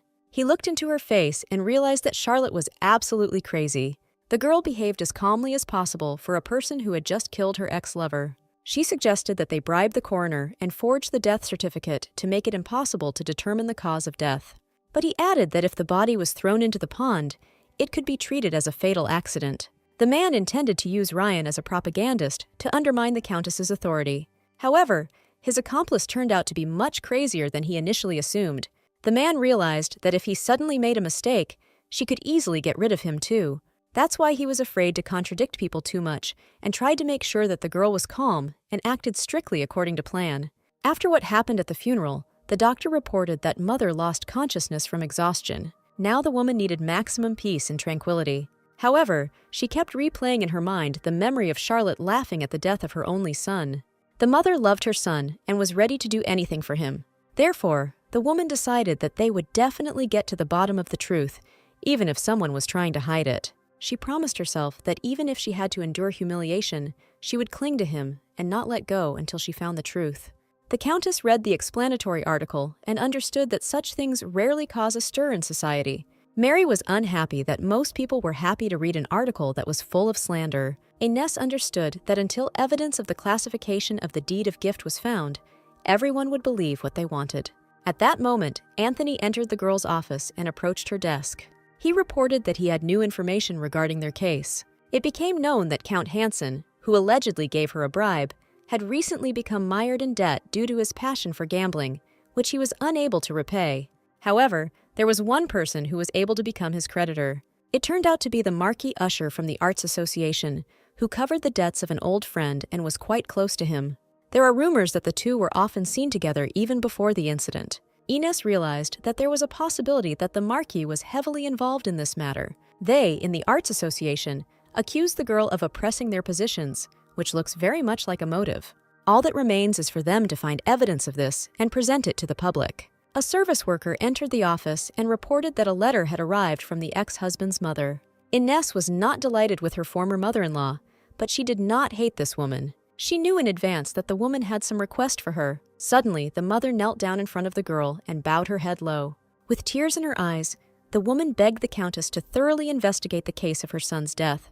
The woman claimed that the story about his drunken fall into the pond was a lie and a one-sided conclusion by the coroner. She knew that if they had put aside the idea that the boy had gotten drunk and fallen into the pond, they would have thought about how, being so drunk, he had managed to climb over the park wall and reach the shore of the pond. The woman had no doubt that Charlotte had a hand in her son's death. This was not the first time the girl had heard this name in connection with this case. Before agreeing to fulfill this request, Inez inquired about the connection between Ryan, Charlotte, and the pendant. The woman admitted that they do not know the truth, but suggests that Charlotte asked her son to restore the relationship by offering him money. The mother said that the family's current financial situation does not allow them to secretly investigate their son's death. She understood perfectly well that she had caused a lot of pain, but still hoped that she would be able to persuade her to help reveal the real cause of death to the guy. After some time, the woman calmed down and was finally able to leave the mansion. After listening to the story of her ex-husband's mother, Inez realized that she had discovered many oddities. Knowing Charlotte's pride, she would never have given up money for the sake of a man she had once broken up with. It was more plausible that they made a deal because the guy threatened her for some reason, and with that money he bought a diamond bracelet. The girl remembered very well that on that very day she refused this gift. However, the mother reported that she did not find the bracelet in her son's room. At that moment, Inez remembered the little girl she had once met at the edge of the forest and could not believe that she was really capable of such terrible deeds. The girl knew that the fact of the young man's murder was just her mother's assumption. First of all, it was necessary to find out whether the young man had really been killed. The next day, Ines dressed warmly and went to the mountains. There, near the monastery, the Duke was already waiting for her, accompanied by the coroner. The girl understood that this was a sudden request, so she thanked the young man for his help. The young man noticed that any of her problems was also his problem, and asked her not to draw a line between them. The young man entered the building and saw the coroner with a body lying in front of him. The man noted that the weather outside was cold, so the body had not had time to decompose. After receiving permission from the deceased's closest relative, his mother, the coroner, announced the start of an autopsy. During the operation, all outsiders were asked to leave. The young man was surprised that Ines was helping her former relatives, even though they treated her badly. The girl admitted that it was for her sake, because if Charlotte really did kill Ryan, then it was definitely connected with a bribe. She noticed that a lot of strange things had been happening lately. The man who hated her the most begged her for help. Although the girl didn't really want to get involved in their family's affairs again, she couldn't refuse. Ines realized that everything that had been happening lately was really depressing her. The young man noted that all this was only because the girl was initially a very good person. He noted that lately he had become increasingly convinced that fate itself had brought them together. No matter what circumstances they met, he would still fall in love with her. After some time, the coroner came out and announced that the autopsy was complete. The young men entered the room and were ready to listen to the autopsy report. The man reported that several oddities were found in the body of the deceased. Firstly, a drowned person has water in their airways, which makes it impossible for them to breathe and they die. However, the man's airways were too clear, meaning he died before he fell into the water. The coroner then conducted a blood test on the deceased. He used a special blood analysis tool that is not usually used on accident victims because of the prohibitive cost. However, the Duke really tried his best with both the material and moral aspects. As a result of the examination with the help of a special instrument, it was found that inside the man's body, there was an excessive amount of a component called the flower of that. This plant is often used to create sleeping pills because it has a relaxing effect on the body. It is usually harmless, but if caffeine is added to it, the plant will prevent independent breathing. And this meant only one thing: someone had deliberately mixed these two ingredients. Thus, one could come to the conclusion that the man was indeed killed by someone. On the day of his death, the young man died of suffocation after drinking alcohol containing sleeping pills and chocolate. Since there were no signs of violence on the body, he accepted food and alcohol from a good friend. After this, the body was taken away and thrown into the lake. But by that time, the young man was already dead. The Duke noted that the man was quite large in build, so it would have taken at least 2 people to accomplish the task. The coroner noted that no one could have known about the poison, but the previous report did not indicate that there was no water in the lungs, and the young man died before falling into the lake. This suggested that the first specialist had also been bribed by the culprit. The girl remembered that during their last meeting, the young man claimed that he knew the culprit in her classification. I went over these moments in my head again and again, and tried to come to a common conclusion.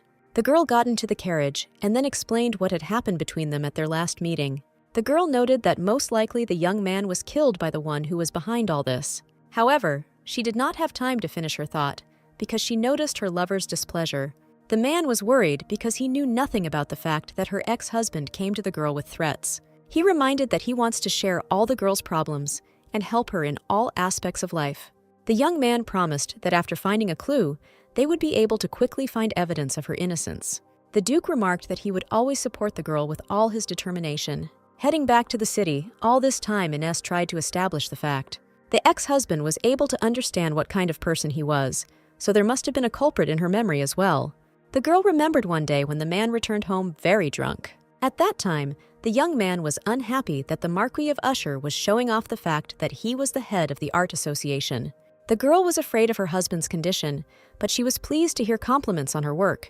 Then the young man suggested that the girl become an artist who uses students to forge paintings and sell them. However, Ines noted that this was completely out of her style and she would never do this. Then the man said that such a scheme already exists and that real professionals work for the Marquis, especially the youngest boy, who specialized in very small and detailed painting. Ines suddenly remembered this conversation during her sleep. After this, the girl was so scared that she literally fell out of bed. Finally, the Countess remembered that among the Marquis students, there was a man who specialized in detailed painting. Ines knew that she needed to find this man urgently. A little boy with curly hair and a funny cap was walking near the house. He heard his teacher calling him to his place and wanting to introduce him to someone. The The boy was introduced as the most skilled at forgery of all the students. The kid was interested in art, so he immediately recognized the Marquis, who personally came to the workshop. The man wanted the boy to help him a little with his work. He brought the original document, and after some time, the kid was able to exactly repeat the seal and signature on it. The teacher realized that even a royal expert would not be able to tell the difference between the original and the fake. The little boy heard that the Marquis had praised him and hoped that he would finally become a real apprentice. But then he heard something he shouldn't have heard said to him. The man he admired thought it would be useful to get rid of him.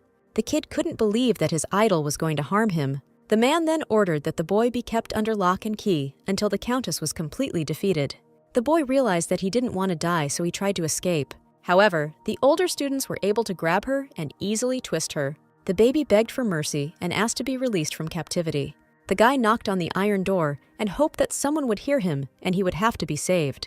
However, the guy became disappointed when he realized that the end would soon come for him. The man promised that he would come back and kill the boy if he did not behave very quietly. After these words, the baby burst into tears and stopped trying to get out. He just lowered his head and began to sob convulsively, realizing that his life was over. He didn't know exactly how much time had passed, but the boy hadn't eaten for quite some time and could only lie on the floor. The boy understood that he did not want this life, but he was born a commoner and now was forced to endure such treatment. In fact, he too would like to be born in an environment where he could realize all his dreams. However, throughout his life, he was treated like real trash and despised. The boy wanted to be called by his name and treated differently. Suddenly, the baby heard someone calling his name loudly, and the voice was getting closer with every step. Suddenly, the door to the cell opened, and the silhouette of a girl appeared on the threshold. After sitting in a dark room for a long time, the baby found it difficult to look at bright light. Only after some time did he get used to it and saw that a beautiful girl had come to save him. Ines tried to calm the boy down and noted that from now on he would be fine. It was later confirmed that the young apprentice had been imprisoned in the Marquis of Usher's mansion. The man traded in counterfeit seals of aristocrats, using the labor of numerous apprentices. Moreover, the evidence in the latest bribery case will also be fabricated by him. The police, with the assistance of the Duke, searched the mansion and obtained additional evidence in the bribery case. During the trial, suspicions of involvement in Ryan's murder emerged, but the location of the main culprit, Charlotte Jason, was still unknown. The trial of the Marquis of Usher was to take place tomorrow. The Duke hoped that the girl would have a good rest before such an important day. Ines herself was eagerly awaiting the moment when this whole story would finally end. However, the girl did not expect that Charlotte would suddenly appear in the empty corridor right behind her. The entire empire was looking for the girl, but of all places, she decided to show up at the house of her old friend. The girl came to have a little heart-to-heart talk with the one who took everything from her. The Duke sat in the carriage and looked out the window as he headed towards home. For some reason, his heart was uneasy, and he couldn't understand why exactly. The young man could not stand it and asked the coachman to turn around and return to the Countess's estate. Just then, Charlotte emerged from her hiding place and stood before her old friend. Ines did not understand why the girl came to her and where she had been hiding all this time. Charlotte was angry that her friend wanted to catch her and throw her in jail. The girl admitted that all this time she had really been hiding and desperately surviving in this world. She was born with nothing, without a name. She did not want such an insignificant existence and worked tirelessly. However, Ines was unhappy that her job was to sleep with other people's husbands and falsify evidence. Charlotte noticed that her life had always been a desperate struggle against an unfortunate fate. Ines noted that this was not a fight, because in a similar situation, not everyone makes the same choice as the girl. The thing was, she was just stuck in self-pity and took the easy way out. Therefore, her words are just a pathetic excuse for the crimes that the girl committed every day. After these words, Charlotte truly went crazy and realized that there was no point in delaying any longer. She pulled out a dagger from behind her back and tried to attack her former friend. Ines was scared that Charlotte had already killed one person and now wanted to kill a second one. The girl hoped that she would be able to calm her ex-friend down and talk to her. However, Charlotte knew that she would be sent to prison anyway, and her reputation would be irreparably damaged. However, she felt that being the only one to suffer was too unfair. Ines ran down the corridor and desperately called the guards and her servants. However, it was too late, and there is usually no one in this part of the extension at this time. Unfortunately, the girl wasn't very athletic, so Charlotte easily grabbed her by the hair and pulled her towards herself. Because of this, the girl lost her balance and fell to the floor, and the criminal sat on top of her. Charlotte looked up and realized she was standing right in front of a portrait of the girl's parents. She realized that she had not seen this happy family for a very long time. The girl admitted that she was very envious of her friend's family. They had a cozy and warm relationship. They were people who loved their daughter terribly. Ines tried to remind her that the girl's parents treated their daughter in exactly the same way, but it was just never enough for her. She said that after the incident, Madame Jason wrote to her every day, asking her to forgive her only and precious daughter, and Ines was sure that every person has a chance to go back and fix everything. She begged the girl not to push her life further into the abyss of greater suffering. However, Charlotte was sure that it was too late for her to change anything. The girl was about to deliver the decisive blow, but at the last moment the Duke grabbed her hand. Ines was surprised to see him in her estate at this time. All the servants who were nearby came running to the loud noise. The young man held the criminal and hoped that she would not be able to harm anyone else. He explained that he felt something was wrong and decided to check the cause of his concern. The young man arrived just in time before Charlotte could do something irreparable. Just at this moment, the guards appeared and saw the girl in order to imprison her. Ines saw that something fell out of the girl's pocket and remained lying on the floor. The girl came up to it and realized that it was the same diamond bracelet that her ex-husband had shown her. Charlotte looked back and noticed the girl pick up the bracelet. At that moment, tears appeared in her eyes because the girl returned to the past. It was as if she were seeing again the picture of her father kneeling before his friend and asking for forgiveness. Finally, Charlotte admitted that she really didn't want to steal that brooch as a child. Ines didn't immediately remember what they were talking about, but then she understood everything. She watched her friend as she was now being led away by the guards. The next day, a trial took place, at which Charlotte, Jason, and the Marquis were interrogated. The classification of documents, and also, along with the confession of the bribed coroner, Ryan's murder was added to everything. Each of those involved in these crimes received decades of imprisonment, including the little boy Felix. The girl apologized to the guy for not being able to prove his innocence. The guy understood that, even under duress, it was he who forged the document. The girl asked if the young man was interested in painting. She explained that she was soon going to open an art school, which would accept students regardless of gender or status. The girl promised that she would help the guy enter school and take care of living expenses and education. The young boy really wanted to come to such a school, so he was incredibly grateful to the girl for her help. She promised that she would definitely get him into this wonderful school and help him start life with a clean slate. When all the sentences were passed, Felix was released from prison. The boy was finally released and could now start a new life. 2 years after the trial, he received an official invitation to enter the school. Along with him, they also sent a special uniform that every student had to wear.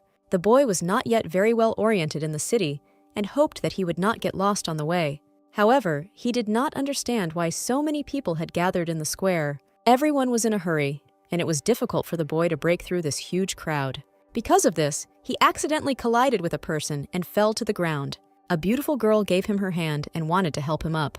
Then she noticed that the boy was also wearing the uniform of her future academy.